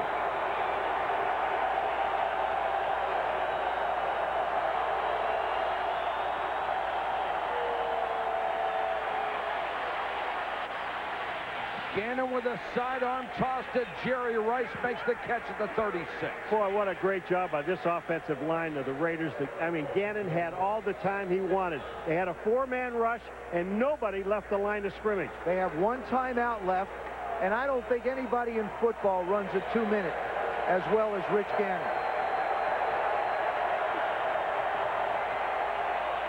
Sidearms another one to Garner. Charlie Garner straight down the middle. Touchdown. That's what an unsportsmanlike penalty will do for you. You can hang that touchdown on Robert Smith's mistake. It would have been 4th and 22, gave him a new life, and now Richie Gannon pays it off with a 46-yard touchdown. And I think Jeff Fisher's probably thinking of another way to hang him. I agree. Oh, I'll tell you what, you think Charlie Garner, you think he slowed down by his knee? I don't think so. Look at this pass. Perfect right between the 2 linebackers, and nobody's catching Charlie Garner. And isn't that vintage Rich Gannon? Just a little quick toss, 3-quarter delivery, boom on the money. Great call by Mark Trestman, their offensive coordinator, to keep his entire offense composed. His quarterback is the leader, but the calls have to give you opportunities. The last 2 worked out great. And what a turnaround after being dominated throughout the first half. The Raiders get their first lead, and Charlie Garner has 5 catches for 83 yards. I'll tell you, Charlie Garner, when he came out of the backfield, look at it. He was hitting stride. He was full speed when he caught the ball. Now look at him. You think somebody's going to catch him? We've talked about Priest Holmes. We've talked about Marshall Faulk. We've talked about Curtis Martin. Just how important they are to their football teams. Because Charlie Garner is with T.Brown and J.Rice, he doesn't get the same kind of credit, but he deserves it. Well, he's in their class. Susie, what do you have? He sure is in their class. Only the 3rd player in history to join that 900 club. 900 yards rushing, 900 yards receiving.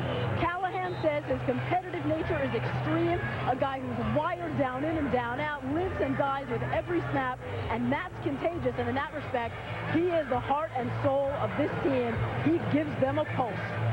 Susie was at our game last year with the Raiders in Pittsburgh that he made those 2 runs, that he looked like Barry Sanders.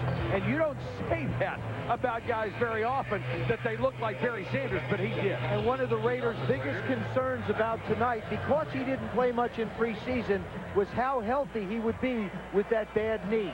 He looks pretty healthy to me. Let me tell you something. When the whistle blows and the ball's kicked off, everybody's healthy. You forget about the things that are bad. Well, adrenaline covers up a lot of stuff. Jake Schifino is deep for this kick return. Schifino with a lot of speed.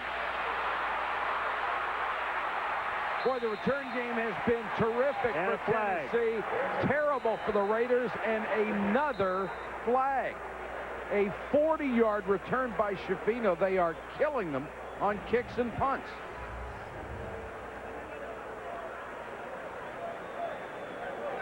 Oh, but this one will come back on a hold. During the return, holding number 50, the return team, 10 yards, first down. Rocky Boyman called for the hold, and Bill Callahan has to be breathing a sigh of relief as his special teams get a break. Rocky Boyman is number 50, and there's just really, you know, here it is on the hold. Now, wait a minute. Whoa, whoa, whoa. And all he did was get his hands out and push. He didn't hold anybody. No, he didn't. Tough call. I tell you, these guys are a little flag happy. 1st and 10 for Tennessee with 58 seconds to go. Pressure on McNair. Spins out of trouble.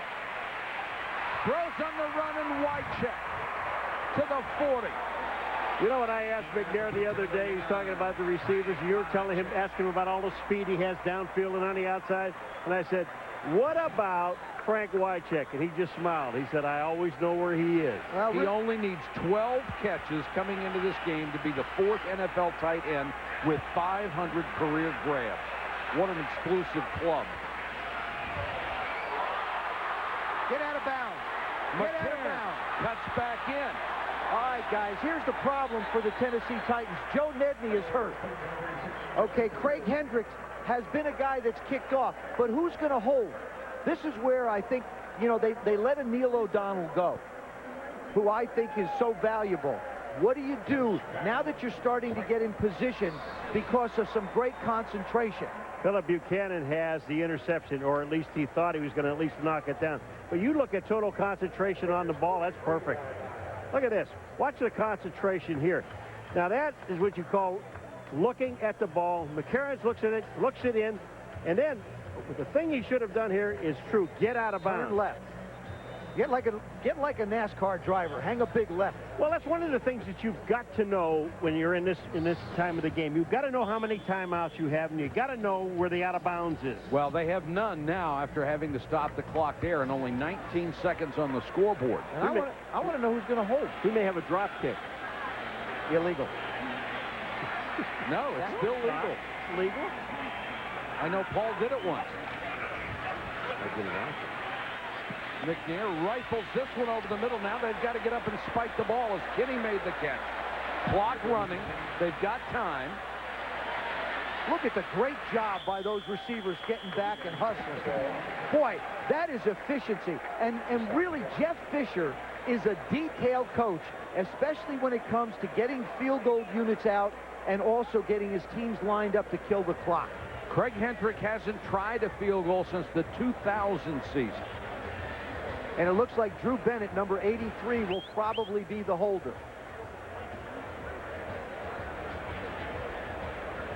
Joe Nedney has made a 50-yard field goal, but he left the field after a knee injury. This will be a 49-yard try by Craig Hendrick, the punter. Whoa! Oh. Holy cow! Now you know why Joe Nedney has moved around. What a kick! This ball was shot out of the cannon. Watch this. Good hold. Bam! I mean, that's right down the middle. Oh, with a little draw. What a kick! Let's go to Susie. Said expect the unexpected. You got it all in this one. We did. We have to settle down a little bit. Our team's a little upset at the officiating. Anytime you get a guy thrown out, they're upset. So I got to go in there and settle him down. But it's a good football team we're playing right now, and this is going to be a great second half. How do you settle a team down when there's this much emotion? Well, they have to put things in perspective, and I'll do that for them, okay? We can't control what goes on the field from an officiating standpoint. They're frustrated. We're just going to go play. Thanks, Coach. Thanks. Boy, is that guy a good coach. He is all over it. Our score here at the Coliseum. The Titans 12, the Raiders 10. Let's join Chris Berman for the Kia halftime show. All right, Michael, thank you very much.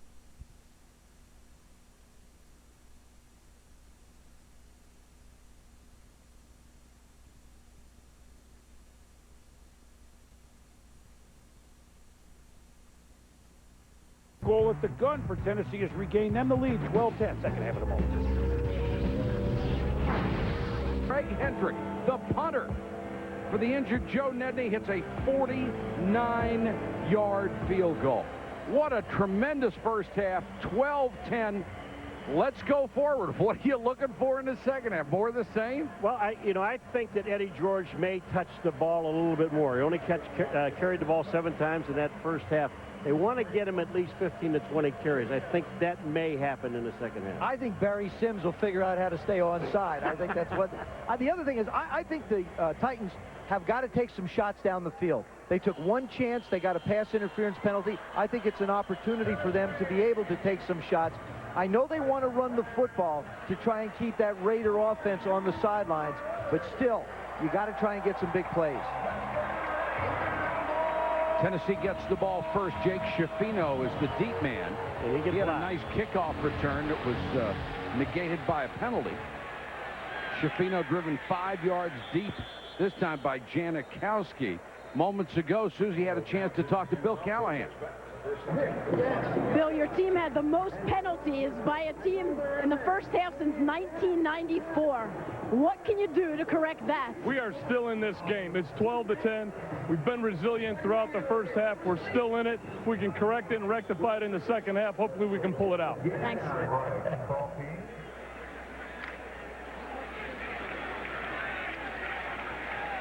Tennessee starts from the 20, up 12-10. Eddie George is the single setback behind McNair.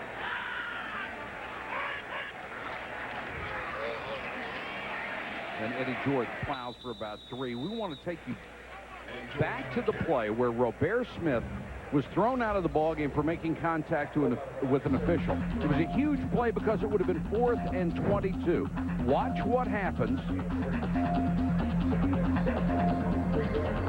That's the umpire, and it looked like he touched Robert Smith in the back, and Robert Smith may have thought it was another player and turned around and pushed the official. See, you know, I agree with that interpretation, and I think the officials, although it is early in the season, they have to understand what's going on in a ballgame of this intensity, too. McNair, too high for Mason, intercepted by Gibson. Wycheck will make a tackle. The ball comes loose. Jason Matthews, number 76, falls on the ball. Oh. Wycheck makes the tackle and causes the fumble. The ball was intercepted by Oakland. Fumbled. Tennessee recovered. It'll be 1st and 10. Tennessee. Benji Olsen gets the recovery. What a play by Wycheck. This is when you got to believe that everything is happening just for you. Watch this. Ball's up in the air. Gibson gets the ball. Now, here comes Wycheck. He makes a play there, strips the ball out of Gibson's hand. You know, when you're a back, a defensive back, it's a nice strip. He's not holding on to the football. He's thinking about pitching it back to Charles Woodson. You know, one of those cute things, let's make something happen. Not in a game like this.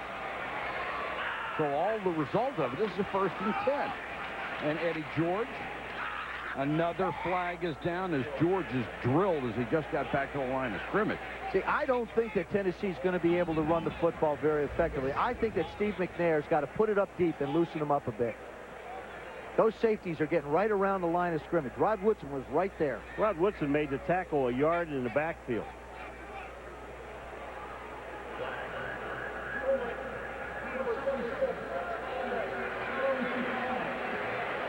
Justin Hartwig, the new center.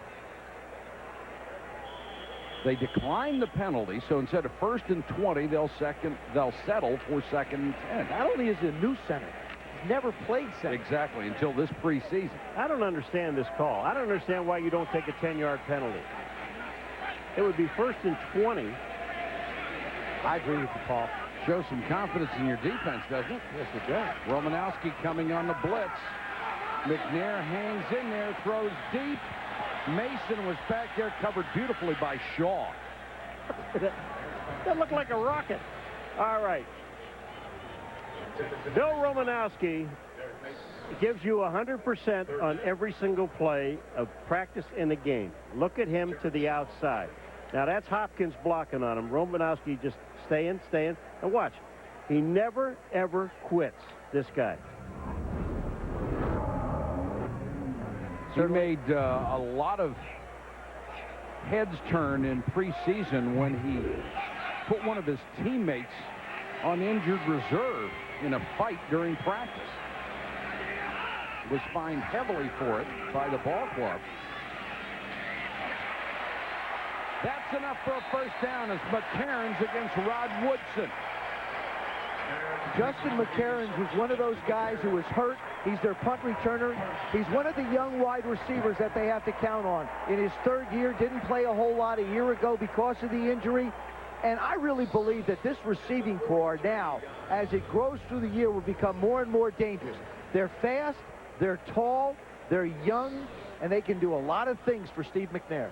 Well, and the decision not to take that holding penalty may have come back to haunt them as they get a first down. Makes no sense. None. Eddie George. Gibson makes the tackle after a gain of about 3. Yeah, you could almost understand. I'm going back to the penalty because I'm not going to let it go. You can almost understand it was a 5-yard penalty. It's a different story. That's a 10-yard penalty. Now you got 1st and 20. And a team that's been struggling a little bit, first of all, running the ball. Now you know they got to throw the ball. I mean, I didn't understand. There's no logic to it. None. No, you're right. McNair now facing a 2nd and 7. We're in the 3rd quarter. If you joined us late, we've had almost as many penalty yards as we have had yards in offense.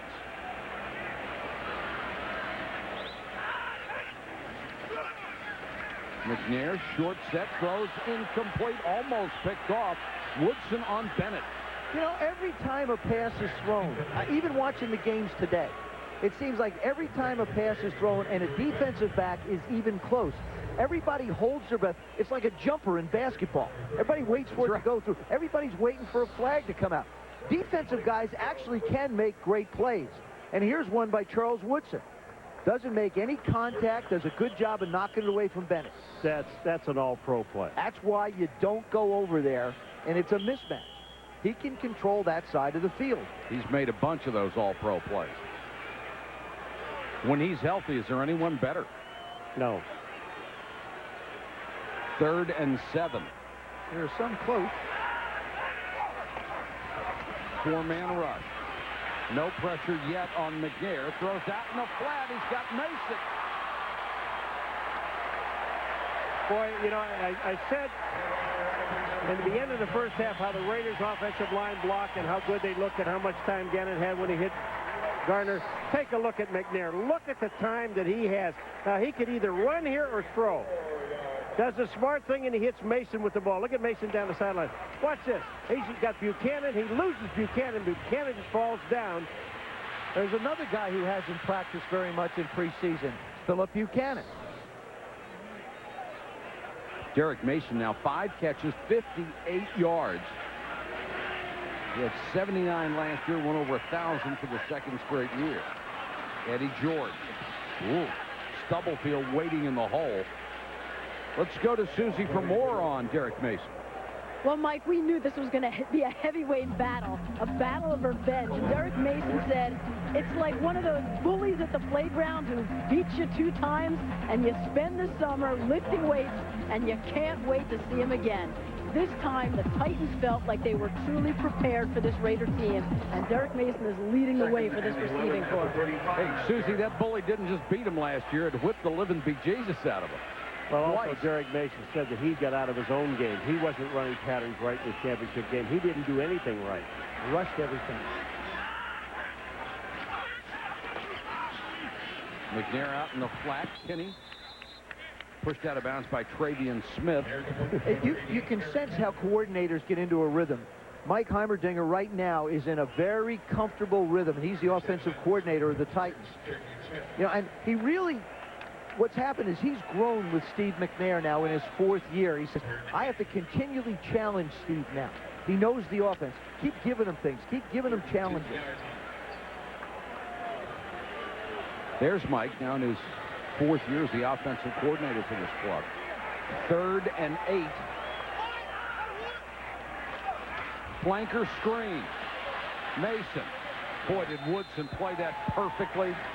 You know, the one thing about Rod Woodson, and I don't care how long he's played, he played corner very effectively, he played safety very effectively, but just take a look at him get himself in a football position. Here he comes out. Watch what he does. He breaks down. He's ready to make a tackle. He's got the receiver in front of him. And, hey, there's no place for the receiver to go except right into Woodson. See, I don't think Drew Bennett realized how quick he was. He goes out to try and shadow him a little bit, and all of a sudden he's by him. And that loss of 4 doesn't give Hendrick a chance to try another long field goal. Now they'll punt. Well, another field goal would have been 65. Yep. Now he'll kick that funky kick. The knuckleballer. Oh, they had a chance to down it at the 1-yard line, and that was through McCarron's hands. It was a knuckleballer, and McCarron's couldn't handle it. Oh, and says it all on the face of Jeff Fisher. They had a chance to put the Raiders in a huge hole and didn't do it.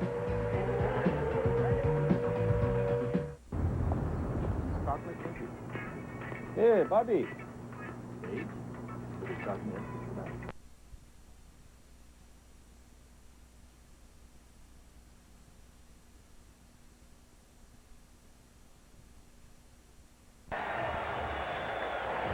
.9:25 to go third quarter. Titans over the Raiders.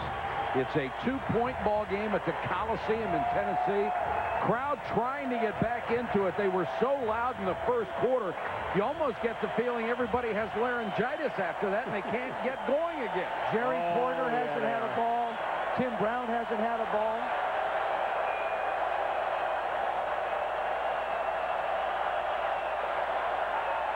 Gannon changes the play. Under pressure, throws that one away. Yeah, they're going to call him on it. It's intentional grounding. Richie Gannon tried to get away with intentional grounding, and they caught him. Charlie Garner was in the area. Not in that area. Hainsworth and Kearse applying the pressure. You're talking about a huge area. If you're talking about being in that area, Charlie Garner was up in the middle of the field. He just threw the ball down at the feet. Look at J.Kearse is there. Woo. It's the pressure up the middle also.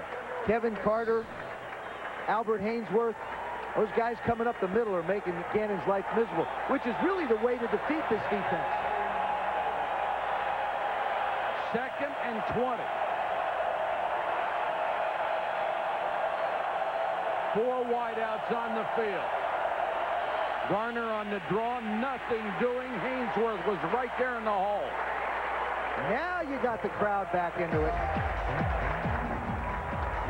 The only success the Raiders have had has been Rich Gannon to Charlie Garner on the drive before the half. You saw him drop back, a little screen out to the left, and then now for the big one down the field.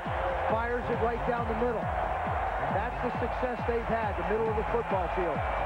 The Raiders have not had much success, nor even last year with 3rd and over 7. Charlie Garner with 105 yards in total offense. Gannon under pressure again, and Carlos Hall got him from behind. Carlos Hall gets him from behind, but I'm going to tell you, watch, J.Kearse is just unbelievable. You want to talk about some great speed. He doesn't make the play, but he makes Rich Gannon go out. Coming around from the right-hand side is going to be, there's Hall, he's going to make the play. But look at J.Kearse coming around the outside. Look at this, and cut back inside. You think his foot bothers him? I don't think so. That's an assist to Kevin Carter and J.Kearse. McCarron waits for the punt. Leckler unloads. McCarron's all the way back to the 25. There's a flag down already for blocking from behind. Got to the 47, a 22-yard return after a punt of 65. Derek Gibson with the tackle, but they may wipe out a lot of this yardage. There's blocking it from behind at about the 28-yard line, and there was just no reason to do it. And Rich Gannon shaken. They can ill afford to have him hurt. Over here on the right-hand side, look at that. That's number 37, I believe, Lamont Thompson.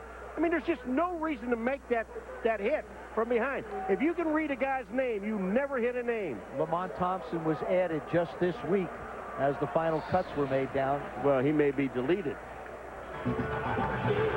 12-10, Tennessee, 8:01 to go, third quarter.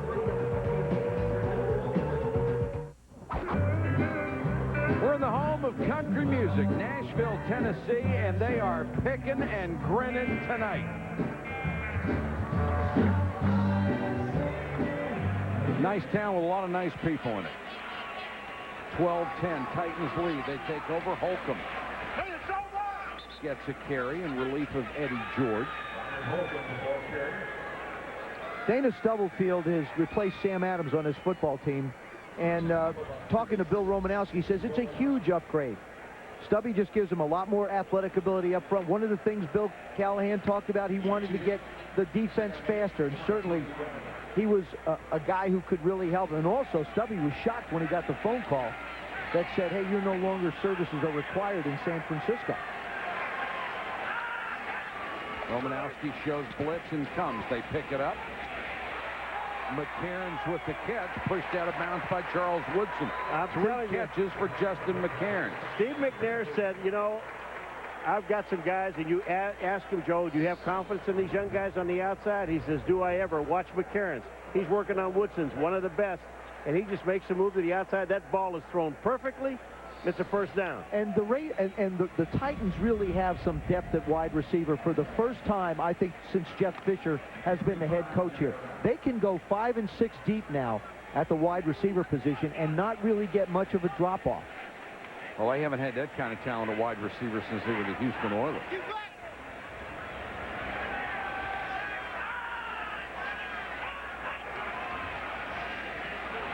McNair naked boot out to the fake. He's going to keep it. Got a block and dives to the 45-yard line. What a play. I'm sorry, but when he threw that fake out, the whole defense they all went right. He's faking out to the left. Well, I mean, this is unbelievable. Watch this. Watch the defense. Look at all the white shirts. Forget about the blue guys. There are no white shirts out here. Now, he could have thrown it to Frank Wycheck, but I think Steve just said, I'm going to take off and run. Well, Lawrence Grant chased him down, and when he runs, he's almost 240 pounds. And you'll notice Charles Woodson did not take him square on. No, he didn't. He went for a little bit of his shoulder. Raiders stack the line of scrimmage.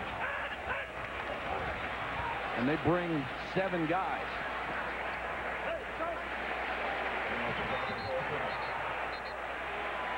This is exactly, when I talked to Mike Heimerdinger, this is exactly what the Titans wanted to do on offense.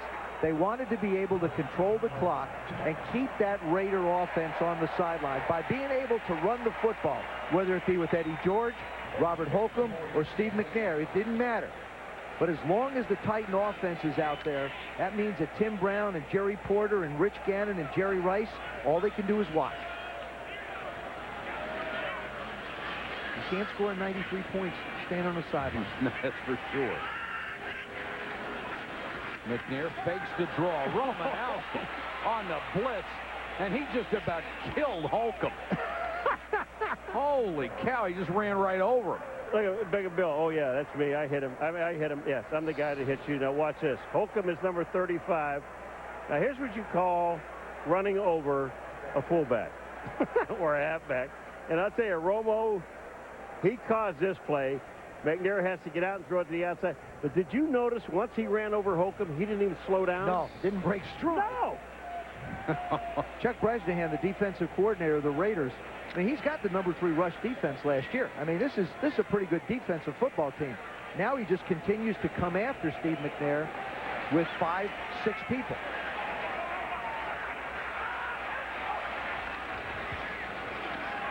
McNair, Stubblefield putting on pressure, and McNair throws wide. We were talking about Romo earlier. He admits he made a horrible mistake in practice during the preseason when he threw an uppercut and fractured the eye socket of teammate Marcus Williams, a tight end who had to go on injured reserve. He was fined heavily by his coach, Bill Callahan, who told him it's simply not acceptable. Romanowski apologized to everyone. But the bottom line is, you lose a guy who was a backup tight end a year ago. He's on IR. And you just can't have teammates putting other teammates on injured reserve. It's unacceptable, in my opinion. You can't do it. McNair under pressure. Throws on the run to Kinney. And Kinney to the 25. You want to know a guy that just wants to, and says, what do I need to do, is Eric Barton. Eric Barton, number 50, has got McNair in his sights. and he's going to label him, and McNair just hits Kenny down the middle of the field. You talk about awareness on a football field. Watch this, folks. You want to know how good he really is? This will show it to you. Now, Barton, number 50, is going to come right up into his face, right there. But McNair sees Kenny wide open in the middle and hits him. I want to show you just how complete a quarterback he is. When he scrambles around, he's got two hands on the ball until he gets ready to throw it away. Every quarterback in this league ought to watch Steve McNair and see how he protects the football when he's scrambling. Kenny, 4 catches tonight. He had a career-low 13 last year. And I'm just wondering if there's anything physically wrong with Eddie George right now, because Robert Holcomb has been in the ballgame for a long time. Well, I think what's physically wrong is the 11 guys on the other side of the ball. That'll do it. I think what Eddie does in the style that he's running doesn't suit what those guys are doing defensively. Joe, do you agree or disagree? They've got to get a fullback in front of this guy. I mean, no, I don't agree. I don't agree because they carry tight ends to do that, Paul. Yeah, but tight ends aren't fullbacks. He said that earlier. You don't have a Sam Gash back there that can label some people. But you got a Steve McNair who can be that other runner for you. 2nd and 12. Blitz coming. McNair somehow got it out to Holcomb. He makes the catch, and Romanowski pile drives him out of bounds, and Holcomb really upset about the 3. That's what Romanowski does. Boy, he's going to give it all the extra he can. You know, they're booing him, and what does he do wrong except cover Holcomb? Here's Romanowski. Pushes off. He reads the back coming out of the backfield. He knows. Oh, look at here. Now, tell me what he did wrong here. Nothing? Absolutely nothing. He tackled him, rolled him out of bounds. That's football, my friend, isn't it? One thing about this thing that we found out all these years, it's a contact sport. Yeah, but I'll tell you, some officials might have thrown that as roughing, too. I mean, you really don't know. Not that Romo really cares, but you really don't know what's going to be a penalty or not. We've got a timeout called by the Titans. 3:01 to go, 3rd quarter. Tennessee up by 2.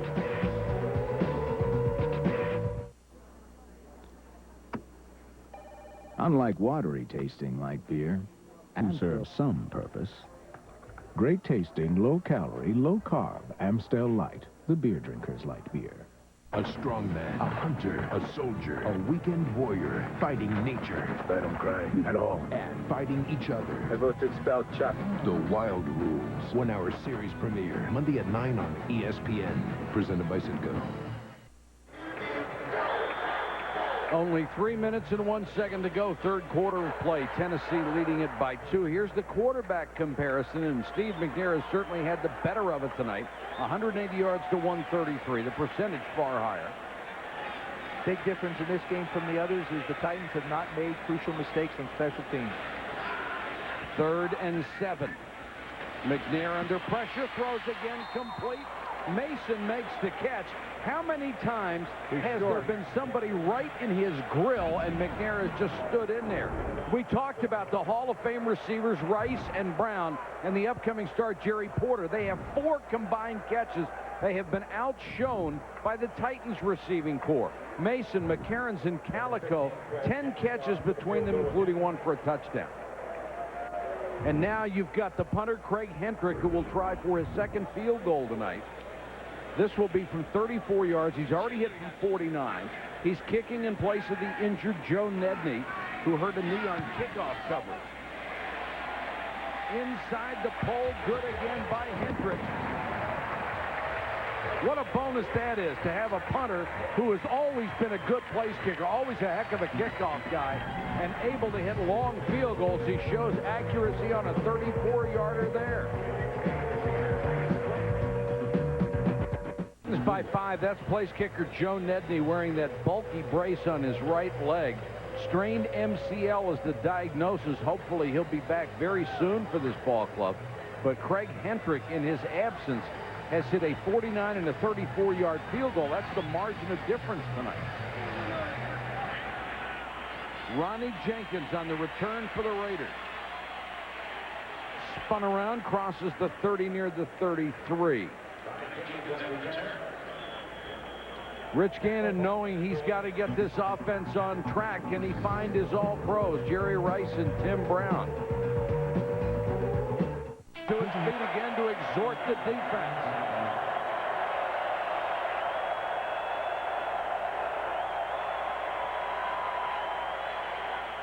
Gannon underneath on the delay to Brown. And Tim Brown to the 43-yard line. His first catch. Oh, they got tonight. a flag. And I'll tell you what, they've got a flag. They're probably going to call that on Samari roll. Well, they're going to call that on Samari roll for bumping in, and the official that called it is the official that had a flag day. It's the umpire. Personal foul. Number 21, defense. A late hit. 15 yards. The first down. Watch number 21 come in. Oh, there's just no excuse for that. Yes. That's just silly. I know, Mike, but gee whiz. It's a bump, for goodness sakes. Like Paul said, they're playing football, for goodness sakes. Plays over, whistles blown. You don't hit a guy in the No back. cheap shot. It's the same way on everything, Joe. If you see his name, you can't hit him. Yeah, but you can. It's a defensive guy that hits him. The Raiders benefited from an earlier penalty to get a touchdown. Can they take advantage of this one? Gannon underneath, tipped, almost picked. Right into the hands of Rocky Boyman, or is it Sermon? It's Peter Sermon, and he couldn't hold it. When I talked to Jim Schwartz, the defensive coordinator of the Titans, one of the things he stressed to his defensive linemen, get your hands up. Kevin Carter, right there, bounces it. Rich Gannon throws a lot of balls sidearm. He doesn't have a high delivery point, so just don't worry about it. Throw it low. Went over Mo Collins' shoulder. I think That hit so low, didn't have to get his hands up. He hit Mo Collins in the shoulder with the ball. 2nd and 10.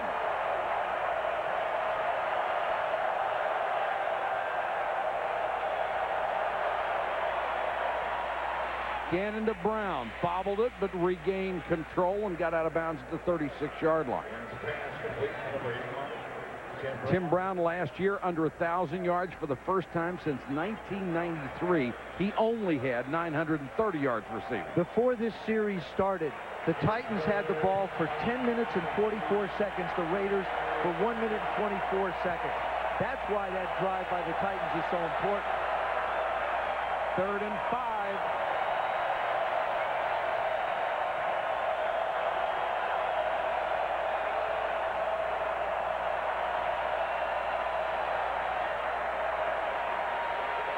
Gannon under pressure. Somehow got it to Brown, and Brown down to the 27, nearly the 26-yard line. Boy, Tank Williams, and he had no chance either. This ball was thrown perfectly. We're looking at two quarterbacks. When they're scrambling, they seem to be at their best.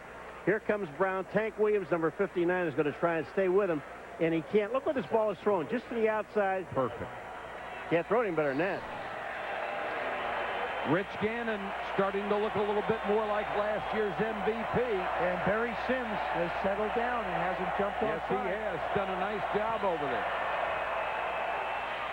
Fargas to the 20. Flag down. The end of the play. There's Tim Brown's numbers. 1,021 career receptions. He's behind Chris Carter and J.Rice. He is behind Rice in receiving yards. Number 2 all-time, and he's more than 7,000 yards behind his teammate. Illegal crackback block. Number 89, offense, 15 yards. Repeat first down. That's Ronald Curry, the former North Carolina quarterback and point guard for the basketball team. They've had trouble finding a spot for him. He said, what's the best way for me to make this team? And they said, wide receiver. He says, I'll go there then. Commits a big penalty here. Well, you know, we talked about Jerry Porter. I talked about it before this game. He has not been on the field in this drive at all. No, I think that abdominal strain is keeping him out of the ball game. 1st and 22 after the penalty. Pressure coming. Gannon wants a screen. Fargas. And Fargas is drilled as he got to the 24. Peter Sermon just unloaded. I tell you what, we've been talking, Joe, about guys catching balls and quarterbacks throwing. But you talk about some hitting. Wow. I'll tell you, watch this. Watch Sermon, number 59. You don't think he unloads on 20? Fargas, watch this. At the end of this play, you talk about these guys flying, and now here comes the collision. Bang. That's Tank Williams. Tank Williams hits him, and there's on the other side is Sermon, number 59.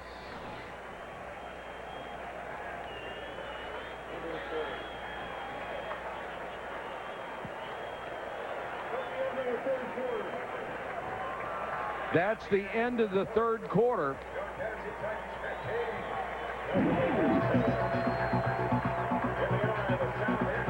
ESPN Sunday Night Football, brought to you by Southwest Airlines, proud sponsor of the NFL and official airline of Super Bowl 38. Southwest Airlines, a symbol of freedom. In phone, how can we help you? Heineken, it's all about the beer. Heineken and Isuzu. Spend less, go farther with the full line of value-priced SUVs from Isuzu. Monday Night Countdown, delivered by UPS, 7:30 Eastern on ESPN. WSAT, check it. You can experience football like never before in high definition on ESPN HD. College football Saturday prime time. Sunday night football and Monday night football on ABC HD. The best football 3 nights in a row in high definition. ESPN HD now available nationwide. And if I was home, I'd be watching it right now. Fortunately, I'm here with my buddies. And we are having a great ball game. Charlie Garner in on 2nd and 16. Blitz coming on Gannon. Down he goes. Lance Schulters. We have seen the safeties of the Tennessee Titans really put a lot of pressure. Tank Williams with the big hit on the last play on Fargas. Now Lance Schulters lines up outside the formation and just comes around the corner. He comes from the top of the screen. Doug Jolly again Doug Jolly wasn't even out of his stance. You know, you've got to expect they're coming all the time. I mean, Jolly never even looked at him. And really, this is the one thing the Raiders lack, is a true blocking tight end. 3rd and 20. Schulters coming again. Garner over the middle. Knocked down at the 29-yard line by Rocky Boyman. That gets them back in field goal territory. Would be about 47 from here for Janikowski, who's got plenty of leg for that range. Rich Gannon's got to be so frustrated, not necessarily because of the noise. I think he can handle that. But the things that we've seen, you're playing with Justin Fargas, a rookie running back. You got Doug Jolly in his 2nd year. You got Teo Johnson, a rookie wide receiver, tight end. Looks like Sebastian may have been on the banquet circuit. 47-yard field goal, hooks it right down the middle. Janikowski 2 for 2 tonight. 15-13. Titans by 2. 13:51 to go in the game.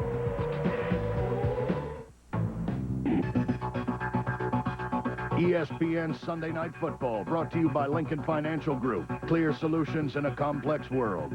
The one and only Ducker Stain Defender. Toyota, get the feeling.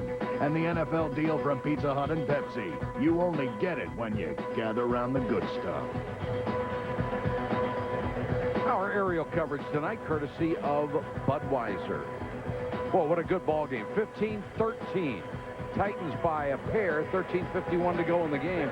Schifino will go deep to take the kickoff again. Now let's see who's in the best shape. This is their first full game. Janikowski, who led the league a year ago with 22 touchbacks, had one last time. This is a squibber. Taken by Aaron Kinney, the tight end, and Kinney upended as he reaches the 39-yard line. If you joined us late, here's what you've missed. Rich Gannon has had to run for his life most of the night. He's thrown for 173 yards in this touchdown to Charlie Garner. Steve McNair, 186 yards, a touchdown and a pick. He is 19 out of 30, and one of the big factors, 136 penalty yards assessed against the Raiders on 15 flags. Like Susie said, since what, 1994? Had the most in the first half? They are annually among the leaders in the NFL in penalty yards. Poor throw that time by McNair. Let's go to Susie. Well, Eddie George is back in the game after he put about 10 miles in on the stationary bike on the sideline. But he told us on a night like this, when things really don't seem to be going his way, the key is to stay patient, don't be over anxious, stay within yourself, trust your instincts, don't get away from your game. That's when everything unravels. Just keep pounding away. And he certainly, Susie, had a better average at the beginning of the ball game. He's averaging over 4 yards a carry on the first 4 or 5. 2nd and 10. Here's the draw to George. Hit in the backfield and taken down. Dana Stubblefield is that defensive line getting more and more aggressive and having more success. Eddie George defines workhorse. He has carried the ball more times per game on average than anybody. Curtis Martin, Eric Dickerson, or Walter Payton, 3 guys who are legendary for just working it and working it. He is averaging 21.6 carries a game. And he's still going strong in his 8th year. Holcomb is back in there at running back on 3rd and long. McNair under pressure, backing away and throws it away. Now, there was nobody really close to that. McNair was still between the tackles. Yeah, well, I'll tell you what, though, D.Mason was upset because he was open. And McNair, I mean, they just took the offensive line and just threw it back in McNair's face. Lots of pressure. Chuck Bresnahan, the defensive coordinator of the Raiders, continuing to come up with little schemes, little ways to bring the safeties and the linebackers to put pressure and contain McNair. It's one thing to go after him. It's another thing to keep him in the pocket. Buchanan drops back. Waits at his 23 for Hendrick's pick. Oh, another beauty. Buchanan from the 20, looking for a block, trying to get to the near side. Nowhere to go and steps out of bounds at the 20. 44-yard kick, nothing on the return. 12:44 to go in the game. 15-13 Tennessee. Tonight on SportsCenter, the tuna returns to the sidelines. How will the Cowboys respond? How years of brutality took their toll on one ex-Raiders defender. Downtown Nashville, which was established in 1970, you can find the guitar from $75 all the way up to $60,000. I'll take the 75.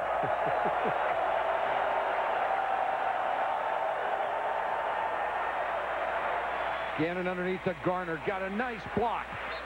Oh, they got a flag down. And that may be a block in the back by Teo Johnson. These are just, I mean, these are young guys that are not used to the speed that they're playing against. That's all there is to it. Teo Johnson can't get himself in position to make the block. Well, he hits Samari Roll, number 21. Legal block in the back above the waist. Number 82, offense, 10 yards. Repeat, first down. This is a guy who's not used to playing the tight end spot. He's a converted wide receiver and a former basketball player at Stanford. Now he's 260, and they're using him as a tight end. They can split him out. He can still run. But he made a mistake on that one. And yet another penalty against the Raiders.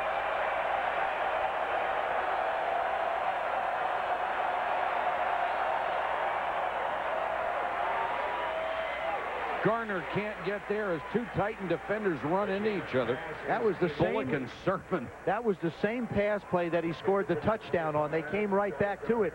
This time the linebackers didn't give him a chance to be able to hit the hole. I'll tell you what, though.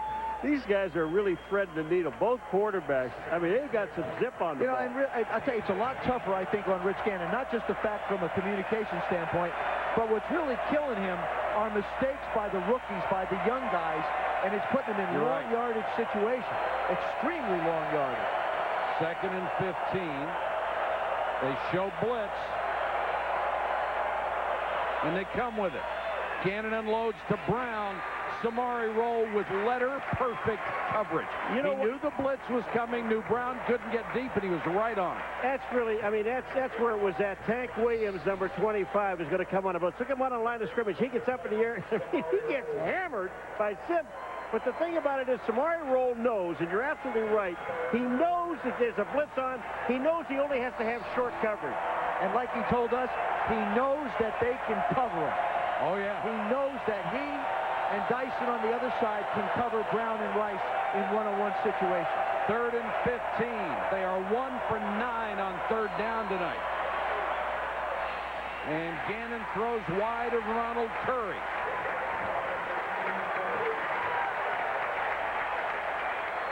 You know, it's another one of those passes where Gannon throws the ball out to the outside to Curry, and even if he completes it, it doesn't go anywhere. Yeah, but Ronald Curry, again, you're talking about a guy who was a quarterback, a defensive back, never played wide receiver. You got an MVP and an all-pro in Rich Gannon thrown to a kid who has absolutely, really no idea what the wide receiver position's all about.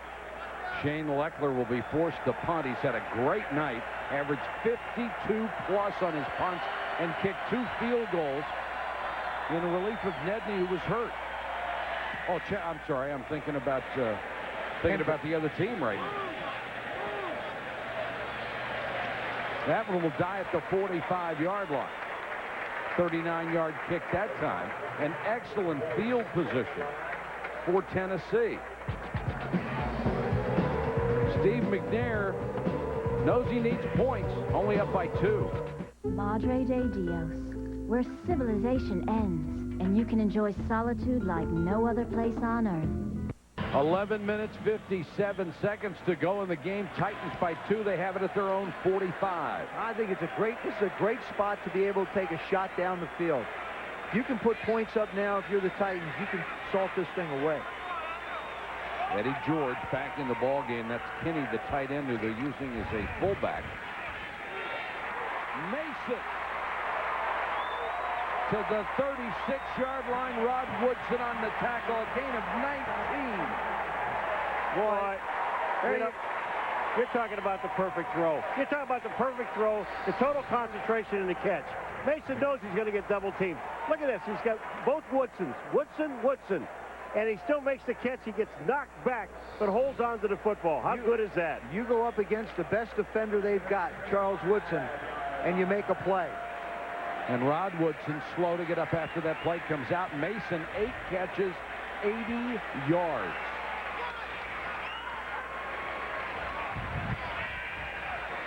McNair standing tall in the pocket, goes to Shad Meyer, and Meyer inside the 20 to the 17. Now, here's the difference. When you take a guy like Shad Meyer that catches the ball, he puts 2 hands around it, and I mean, he protects the football. I'm just saying, a touchdown wins this football game. And the Titans, we talked about 3 weeks ago, you talk about revenge. They wanted revenge so badly against this football team, and they're giving it to them now. Well, they've eliminated the mistakes that killed them in the previous 2. I mean, big plays on special teams hurt them. Turnovers hurt them. This is a football team that's played offensively and defensively pretty much the same way they played tonight. And the other thing you said, too, special teams. I mean, they've just been unbelievable with their special teams. Back-to-back big plays now. Eddie George tries to get outside. Romanowski forced the play wide, and Woodson came up from the corner to make the tackle. We talk about the Titans not being a defense that you can run laterally on. I don't think you can do that with the Raiders either. There aren't many defenses in the league that you can run laterally. That's true. They've added a lot more team speed to the Raiders. That's one of the things that Bill talked about. Callahan said. He said, we wanted to get faster on defense. They have. They went out and drafted young guys. They got Damus Stubblefield in, who's been a real impact player tonight for them. 2nd and 11. Eddie George is out as a flanker in this formation. McNair to Shad Meyer inside the 10, close to another first down. Anthony Dorsett took him out of bounds. Mike Heimerdinger made a very simple statement about Shad Meyer. He said, this kid's got to come through for us. That's exactly what he's done. Look at McNair hold everybody with his head down the field and then make the throw. Nice, tight spot. I love spirals. I get excited. I'll tell you what, if you don't catch that, baby, he'll never throw you another one. Look at that. 235 yards, and that interception was tipped. And I don't agree with the fumble. Okay. 1st and goal. Eddie George.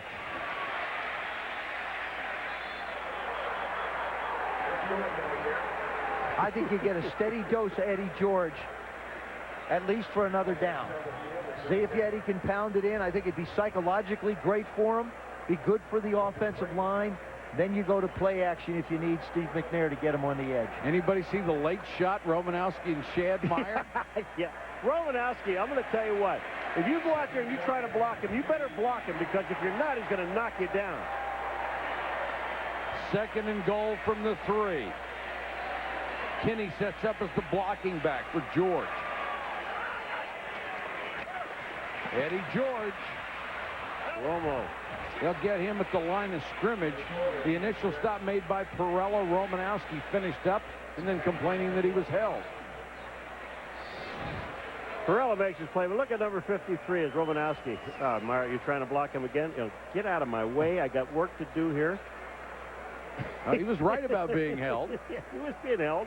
Now I think is when a guy like Steve McNair becomes so valuable. The Raiders can't just say, okay, he's going to drop back and pass. If he does, he has the ability to scramble and run it in for a touchdown if he doesn't have anybody open. 3rd and goal, the ball at the 3.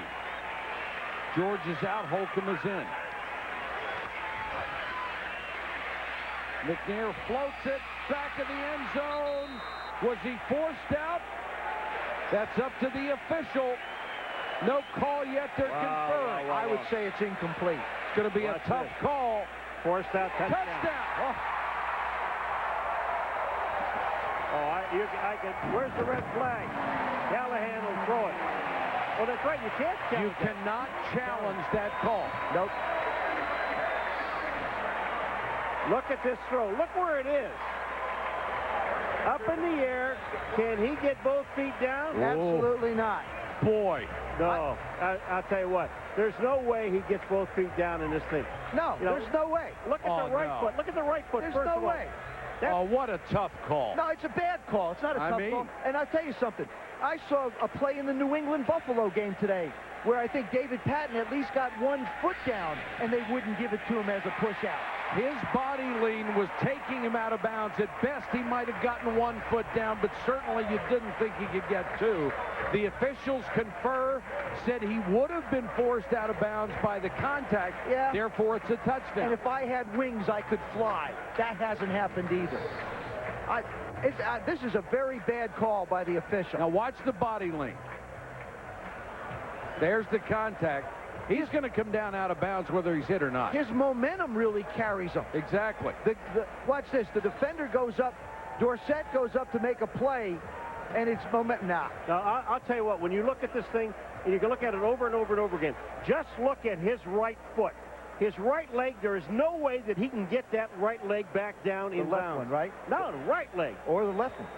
Joe, let me put an R on your leg. See, the one over here on this side, that's your right leg. Gotcha. And then the other one. But it counts, and that's all that matters right now because it's 22-13. Plenty of time for the Raiders if they can get some guys down the field and not hurt themselves with penalties. Charlie Garner is their fastest guy on the field. Jerry Porter has not played. Ronald Curry is playing now for Jerry Porter. Hendrick will kick. Fargas and Jenkins are deep. Jenkins 2 years ago led the NFL in kick returns. And Jenkins trying to take it away from Fargas and does. Nice return up the 34-yard line by Ronnie Jenkins. Rod Woodson wearing a mic for us tonight. Rod Woodson wired, and here's what he thought on the last play. Oh! No, he was way out. He was way out. He was way out. He was way out. No. Of course, you're going to lobby on every call, whether you believe it or not. Well, Rod had he a was better right view. on that one. Well, he had a better view than the officials did. He was standing there looking at it. But what, I mean, you just think about, you know, we forgot about the catch this guy just made. Yeah, Mason. Good I mean, catch. it was a great catch. That's a nice young man there. And how good has this guy played?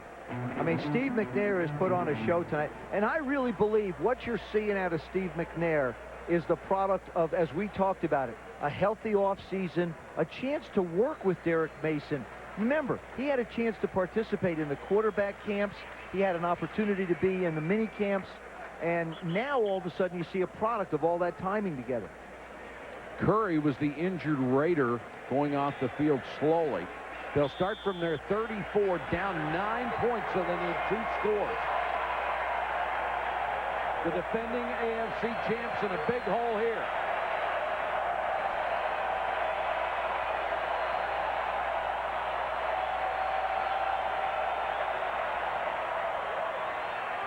Jolly And boy, what a nice job Barry Sims has done since those early procedure penalties. It was against J.Kearse that time. He's really kept them out of there. I think that's the first down in the last 3 that the Raiders have actually not had a penalty on. You can see Barry Sims on that last play. He's the guy that really blocks out to the outside and allows Jolly to get open. Oh, Gannon tries to go back to his right, and they were waiting for him. Kevin Carter had turned the corner, and Gannon is down. Yeah, well, how about old J.Kearse? And I think Rich Gannon, it looked like his foot or his knee might have just got wrapped up right underneath him. Holding that left knee. He gets this bent back. Here comes the freak on the outside, number 90. He just goes around Lincoln Kennedy, and Rich is moving right into him. Now watch what happens. He gets taken down right there. His knee goes underneath him.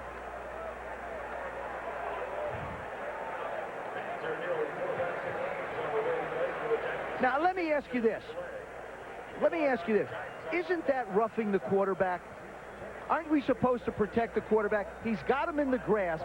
Now he's got him horse-collared around the neck, and he slams him down into the ground. You would think. Tell me what's roughing the quarterback. Nothing. I don't know. I gotta be honest, I'm not impressed at all with the officiating tonight in this ballgame. He's going to have to leave for at least one play. And let's see who they'll bring in the ballgame, Tuiasosopo or Meyer. It is Marcus Tuiasosopo, who had a very good last game in the preseason. Before that, he was just dreadful. And 3rd and 12. Rick Meyer is their 3rd quarterback. He has thrown 4 regular season passes in 2 years. He comes in on 3rd and 12.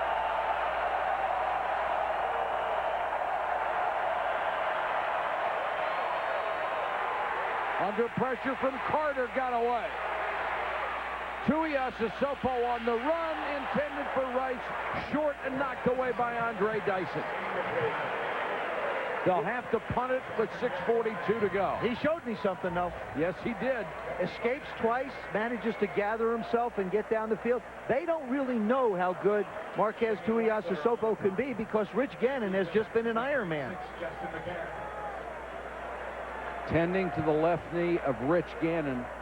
And how long has Jerry Rice been around? He played with Marcus Tuiasosopo's dad for 2 years. Leckler to kick. McCairns waits near the 20. Another nice punt. No fair catch. And McCairns pays for it as he's taken down at the 15 by Clarence Love. A loss of 1 on the return, a 51-yard punt. Hopefully for Rich Gannon, this is just temporary. This would be a disaster for the Raiders. They have been working on Rich Gannon on the sideline. We're trying to get a report on his condition, and right now all Tennessee wants to do is work time off that clock. Let's go to Susie. What do you have? Well, Mike, the team won't say anything official, but Rich Gannon absolutely just ripped down to the ground. They worked on him for quite a bit on the bench. In the end, Gannon was putting the wrap back around his knee, pulling up his sock. Tough guy. 2nd longest active streak of starts behind Brett Favre in the NFL. It'll take a lot to knock Rich Gannon out of this game. He's up, he's throwing, he wants to go back in. He holds the franchise record for consecutive starts for the Oakland Raiders. Eddie George stuffed before he got to the 20-yard line. John Perella was the first man there. Romanowski also in on the stop. I'm going to go back to one other thing I said to Joe earlier in this game. I, honest to God, believe that you've got to put a fullback in front of Eddie George. And, you say you got tight ends there. Tight ends are not the same as a fullback, and all a fullback does is block. I totally agree with you, but it doesn't fit into what they do offensively. Eddie's had to deal with it over the last 2 or 3 years. It's just the way his career is going to go. And I think this is now a chance where you see the ability of Steve McNair to be able to run with the football. Drop back. If you don't like somebody there, pull it down and go. Big play here, 3rd and 6. The Raiders need the ball back. They're down 2 scores. And they'll give it to Holcomb, just protecting the ball. Romanowski cuts him down, and there's a flag at the end of the play. It will be 4th and about 6 pending the marker. I don't think you take the penalty here because you need the ball. Sure. You have time is what's important right now. And They'll decline the holding. If you can get Philip Buchanan running, this is what he does so very well. And they said their priority was getting Buchanan ready as a kick returner this year, coming off an injuries from last year and in the preseason, not necessarily as a defensive back, although he's played there some tonight, but he is a sensational punt returner. And they're set up to try and return it. Still plenty of time to go. 5:09 in the game. You see Buchanan's numbers from last season. He had 1 for a touchdown. Not a good kick this time, but it gets a nice bounce. Raiders pick it up, save a couple of extra yards out at the 35, a 2-yard return after a 47-yard kick. All right, here's our Sunday stud who had the best performance. Joey Harrington of the Detroit Lions gets your vote.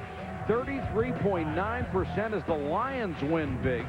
Priest Holmes must be wondering what he has to do. 183 total yards and 2 touchdowns. He got 26.5%. Then in order, Malloy, Delhomme, and Brown. We thank you for voting tonight. And Rich Gannon's back.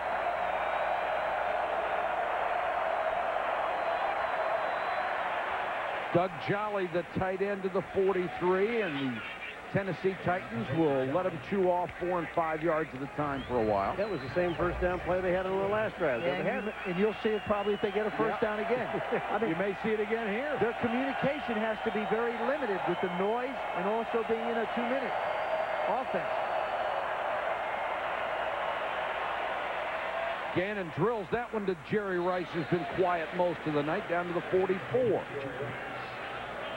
Keep in mind the Raiders have all 3 timeouts. If they can get a score here, they can utilize it, get possession back, and they're a field goal away from being able to take the lead if they can stop the Titans. And not being able to have Jerry Porter in the game has really hurt them tonight. He is their deep speed. Blitz coming. Gannon to T.Brown. Nice move to pick up extra yardage. Got away from Dyson and picked up maybe 5 more before he got out of bounds. You know, they're doing this with T.Brown, with J.Rice, and with Alvis Whitted, and that's what they're using as wide receivers. And look at this throw out here. They're letting the Raiders catch everything that they want in front. See, I think if you're Tennessee, you go after Rich Gannon like you did before. Don't back off now and give him a chance to breathe. Continue to try and smother him. Let your corners cover the wide receivers. Raiders moving the ball well. Jolly again. I told you on the next first down play. Absolutely. Right back to him. Sports Center coming up when we're done here in Tennessee. Still 3:45 to go in the ball game. Rich Gannon trying to move the Raiders and get them back in the game. They're down by 9.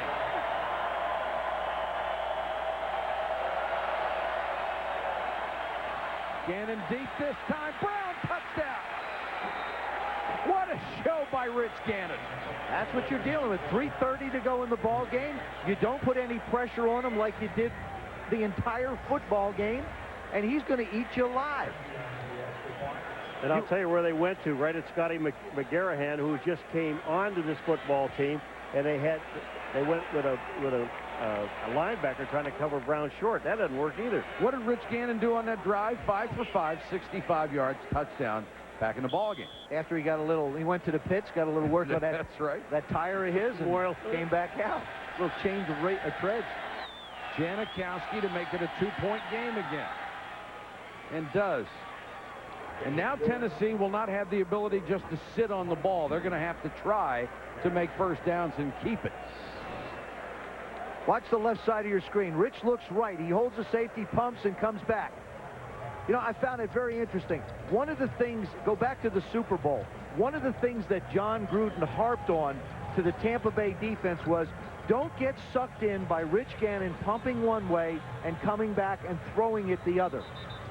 There's a classic case where Rich Gannon works the safety, as you mentioned, Paul, a young guy who hasn't been a part of it, gets him to move a little bit, winds up hitting T.Brown in the slot. And isn't usually the pump fake to the outside and then throw back to the middle? You never pump to the side you're throwing to. So if you, I mean, that's it. And you just think about what Tennessee did on that last series of downs they had. They ran the ball 3 straight times, and what did they gain? 3 yards maximum? I mean, they just went away. Tennessee went away from what got them to 22 points. Third down, drop Steve McNair back. If it's 3rd and 6, 3rd and 7, you get the pass, or you have him having the opportunity to be able to run the football. And the way Steve McNair's throwing the ball tonight, and also Gannon, but the way Steve McNair's throwing the ball tonight, let him throw on first down. What difference does it make? It's like, you know, it's going to move. It's going to keep the clock moving. They're going to have to do it now, Paulo. I think so. Schifino goes deep for the kick from Janikowski. Another low line drive. Schifino on the bounce at the 4. Makes the first man miss, and here go the Titans again. Travian Smith with the tackle. Here's the best tonight of Rod Woodson Wired. He's worn a mic for us.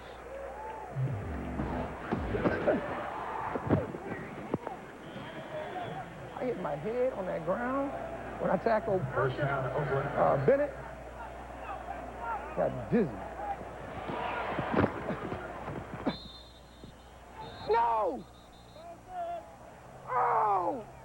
My man hit him, and I just grabbed it, man, and he was still spinning.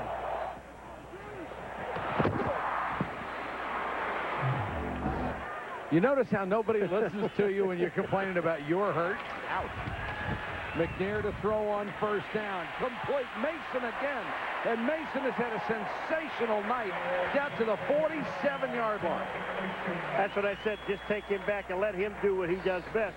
Now, Mason has had a tremendous night, but look where the ball is thrown. Boy. 10 catches, 99 yards, but look where the ball is. Such patience, too. He talked about rushing everything in the AFC Championship game. You see him take the patience to put the move on Shaw to get that little bit of space to get open. And I thought that was a very courageous admission on his part. Certainly hadn't rushed anything tonight. He's been letter perfect. McNair to throw again. Under pressure now. Dumps it off. Eddie George. What a move to get open. George to the 39. Well, wait a minute. Forget about the move to get open. Steve McNair, Michael. Yeah. Come on. I mean, has this guy done everything to win? Watch Steve McNair on this play, folks. Look at here. He's going to get hammered. He knows it, and he just dumps the ball and gets it right into Eddie George's hands. Eddie George picks up the first down. The other thing on this play, Aaron Kinney, number 88, came in to play fullback. He puts a terrific block on Napoleon Harris, who comes right up the middle.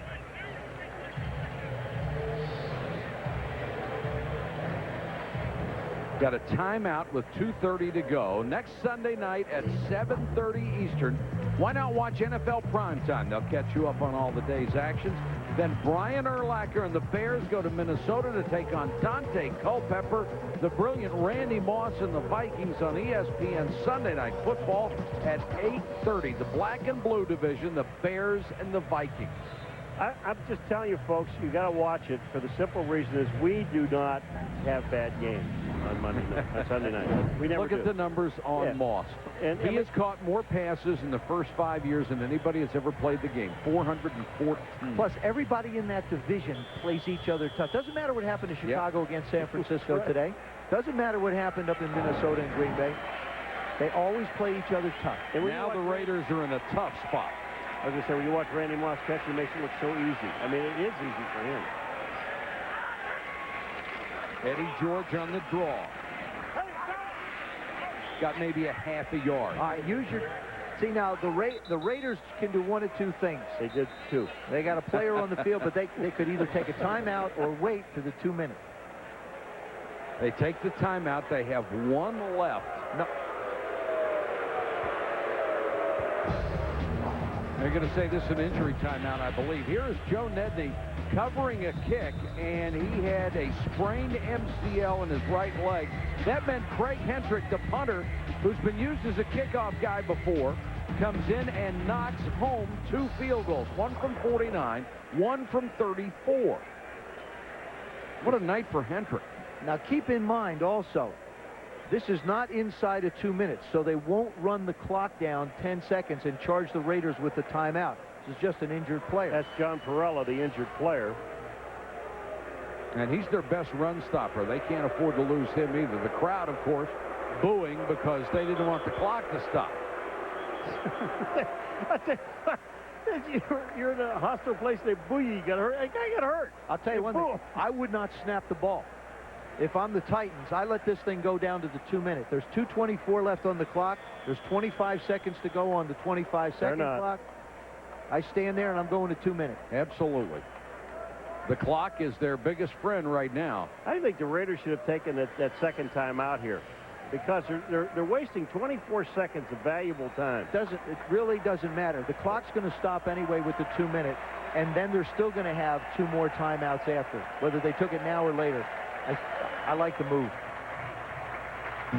We've reached a 2-minute warning in a 2-point ball game. Stuart Scott and Scott Van Pelt standing by to bring you Sports Center when we're done here. They'll have all the updates of the NFL, Major League Baseball, all sorts of goodies. And they're doing that anchor thing right now. You know, Jeff Fisher called Tyrone Calico, off the bench and brought him into the meeting with Steve McNair before this play. And they put him, he's number 87, and they put him in the game. He can fly. Yeah, he can. 2nd and 9. He's already caught 1 touchdown tonight. And they may be trying it again. Romanowski on the blitz. Here goes McNair. Calico is wide open. The flags all over the place. McNair taken down at the 30. There's 2 flags back near the 40.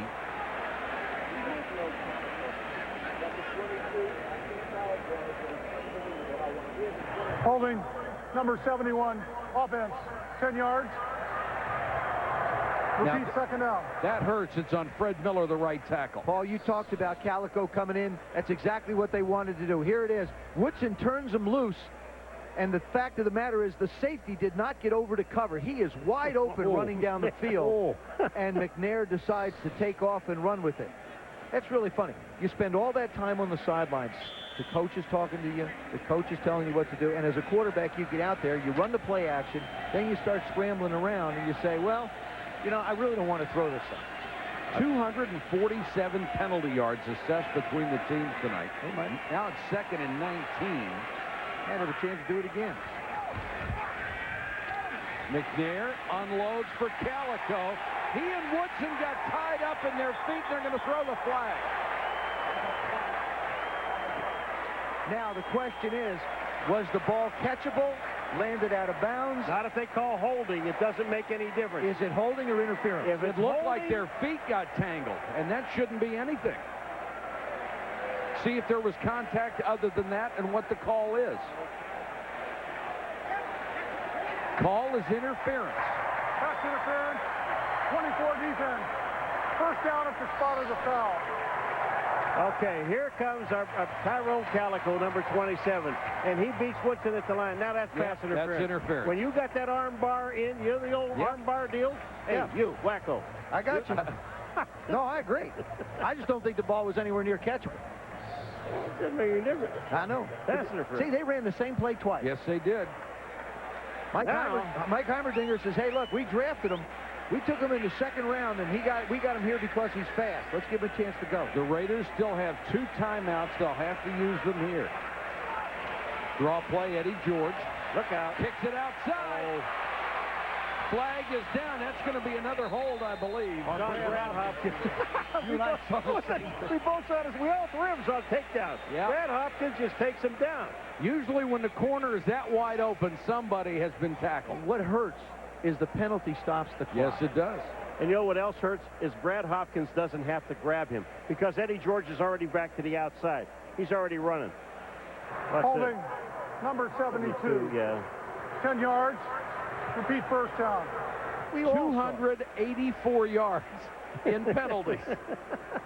Jeez. Here, watch number 72. He's going to come out your way right about now, and he's going to pull some. Oh, there it is. Pulls Eric Barton down to the ground. And then he throws his arms like what did I do? It wasn't me, honest. So they move it back to the 30, where it's 1st and 20. I'm only 6'3" and 305. I'll go high. Yeah. Yeah.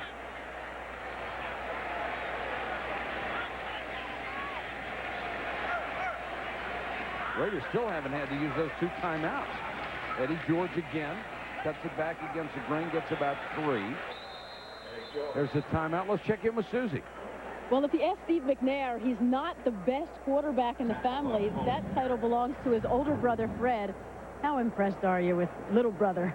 I think he did a fine job for them tonight against the Raiders. He's been playing tremendous ball, and I think it's just a matter of his just ability just to play. And the thing is, he came back this year and wasn't hurt, and he's healthy.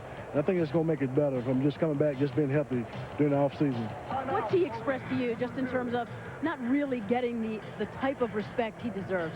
I think he deserves a lot of respect, and as far as what he's getting, I mean, you know, he doesn't look forward to anything, but I think that in the downfall, that in some cases that he deserved that much respect, and as far as the MVP, I think it's just another step above to what he can do as far as being a quarterback. He's a prototype, and he can get the job done, and I think he deserved that much. You played World League, Arena League. When you watch Steve, though, are you amazed sometimes at what he can do? Yeah, it's just he do a lot of instinct, and the thing to do as a quarterback, and you just can't teach that. And it's come from just knowing the game and just being around it for so long.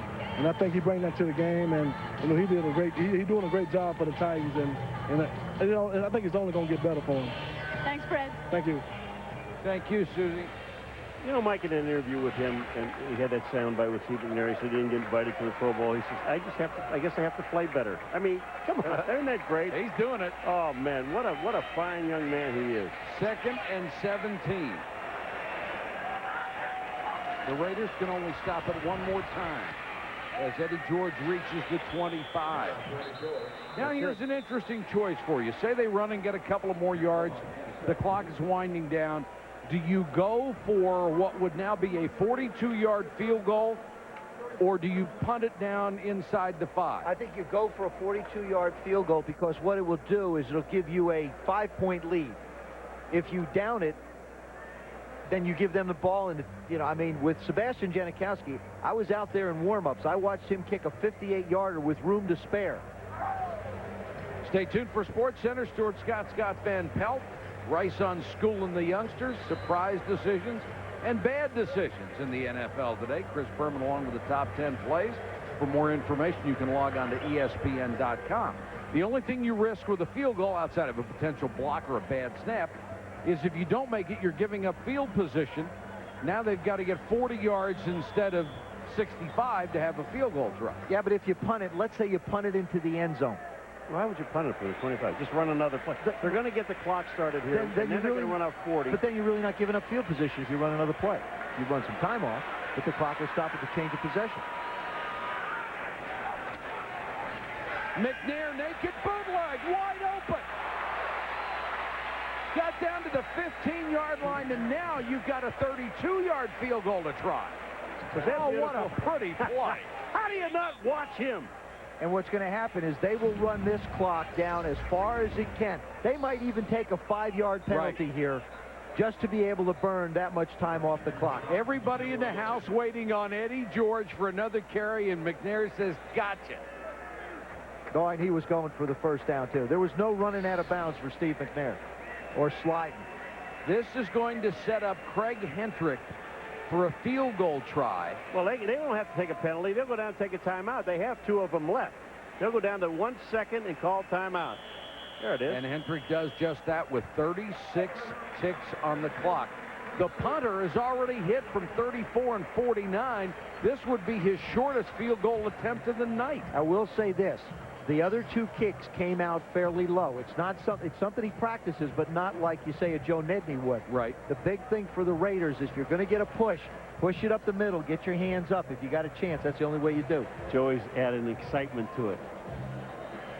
Go get him, Joy. You like that?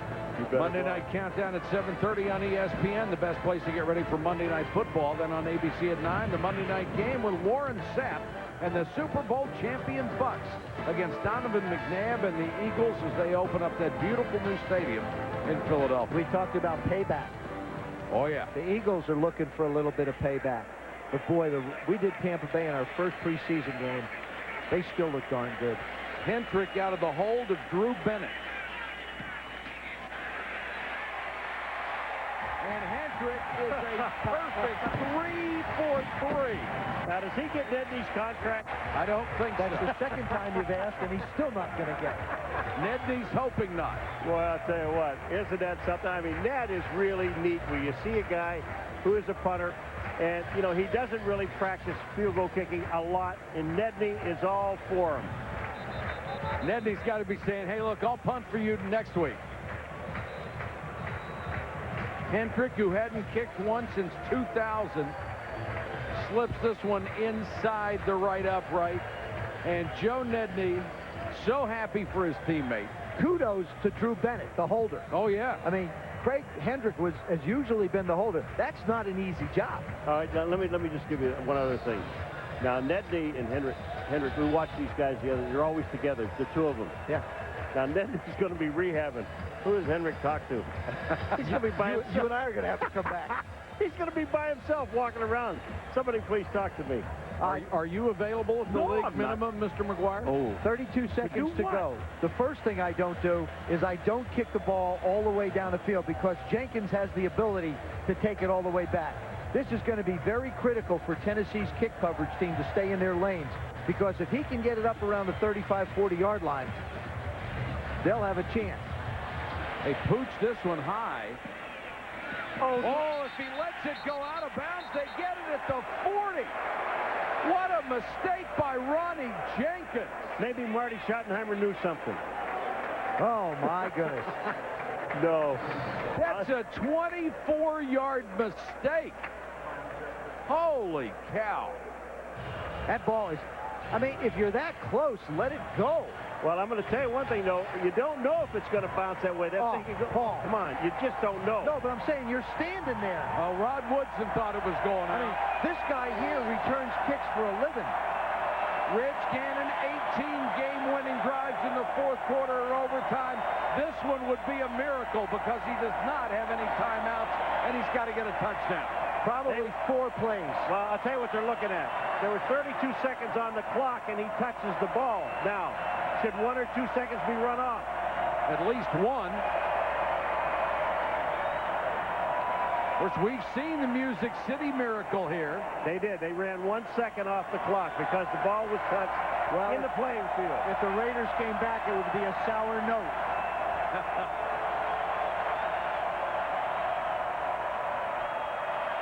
Three-man rush. Gannon to Garner. Stays in the field to play. Charlie Garner got a block. Got another block. Tim Brown, are you kidding? Tim Brown in his 16th year just destroyed somebody. All that time. Clock still running. Got him 10 yards. But Charlie Garner was trying to break that. He should have gotten out of bounds, but he was trying to break it. And you can't blame him. He was trying to break it. But on the end of this, you're going to see number 81, Tim Brown, just label somebody. And I don't know who this is. Right there. Oh, my. 7 seconds to go in the game. That was Andre Dyson. Tennessee drops 3 players back inside its own 30. Do the Raiders have a miracle?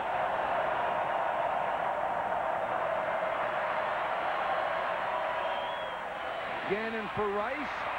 2 seconds left. When you see how smart Jerry Rice is, held his arms up like possibly he was being held trying to draw the flag. That's what Gannon said. They pushed him.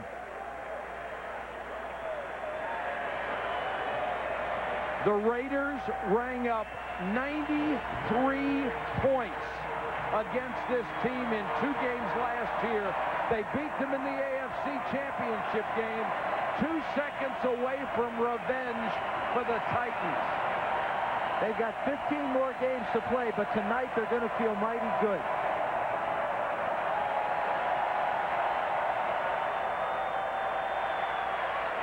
Garner incomplete.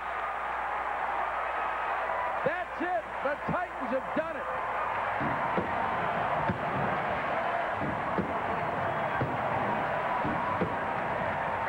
The Titans win it 25-20 over the Oakland Raiders. The final from Tennessee. For Joe Theismann, Paul McGuire, Susie Colbert, and our entire ESPN crew, this is Mike Patrick saying goodnight from the Coliseum in Nashville. This has been a presentation of ESPN, the worldwide leader in sports. Thanks for watching. We'll see you next Sunday, everybody.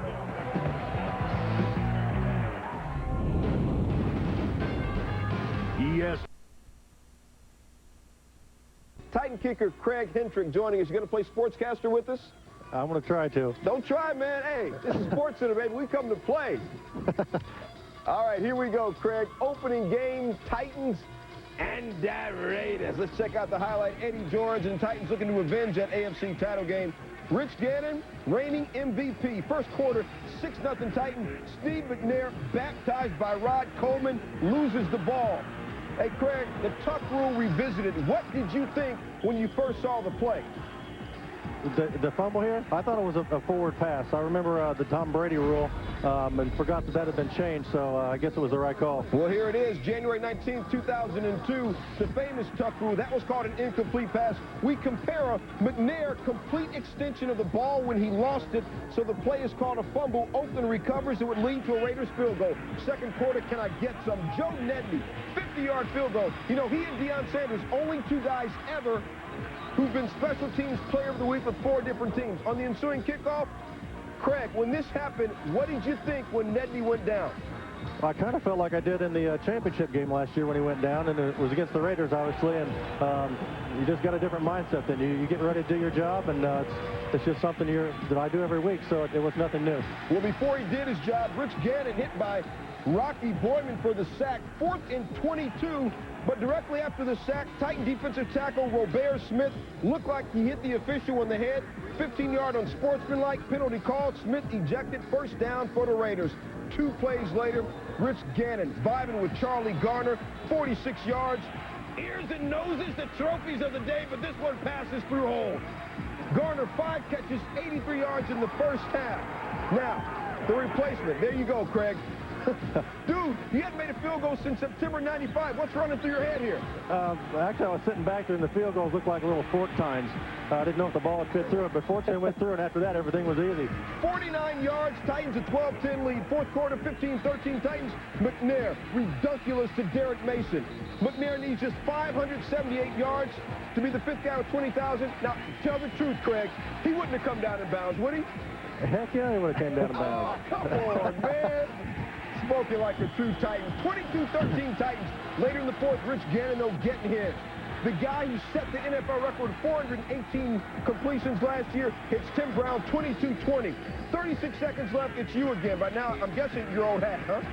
Well, I'll tell you what, this is a big field goal. It put us ahead by more than a field goal. So that was the most pressure I felt all night, and unfortunately it went through. 3 of 7 for his career coming in, 3 of 3 in this game. Now, real quickly, Craig, did you know that you and Joe Nedney are the only duo ever with 45-yard field goals at least in the same game? Did you know that? I didn't know that. All right, don't play macho with me. Be straight now. When you were called upon, how bad were the butterflies rolling in your stomach? You know, they really weren't. I practiced every week field goals, so it was really nothing new. The only thing I was really worried about was Drew Bennett, my holder. He did a wonderful job. He kind of got thrown into the fire just like I did, so it was a great job by everybody.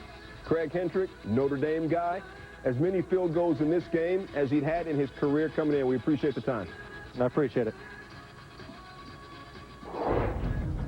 Coming up inside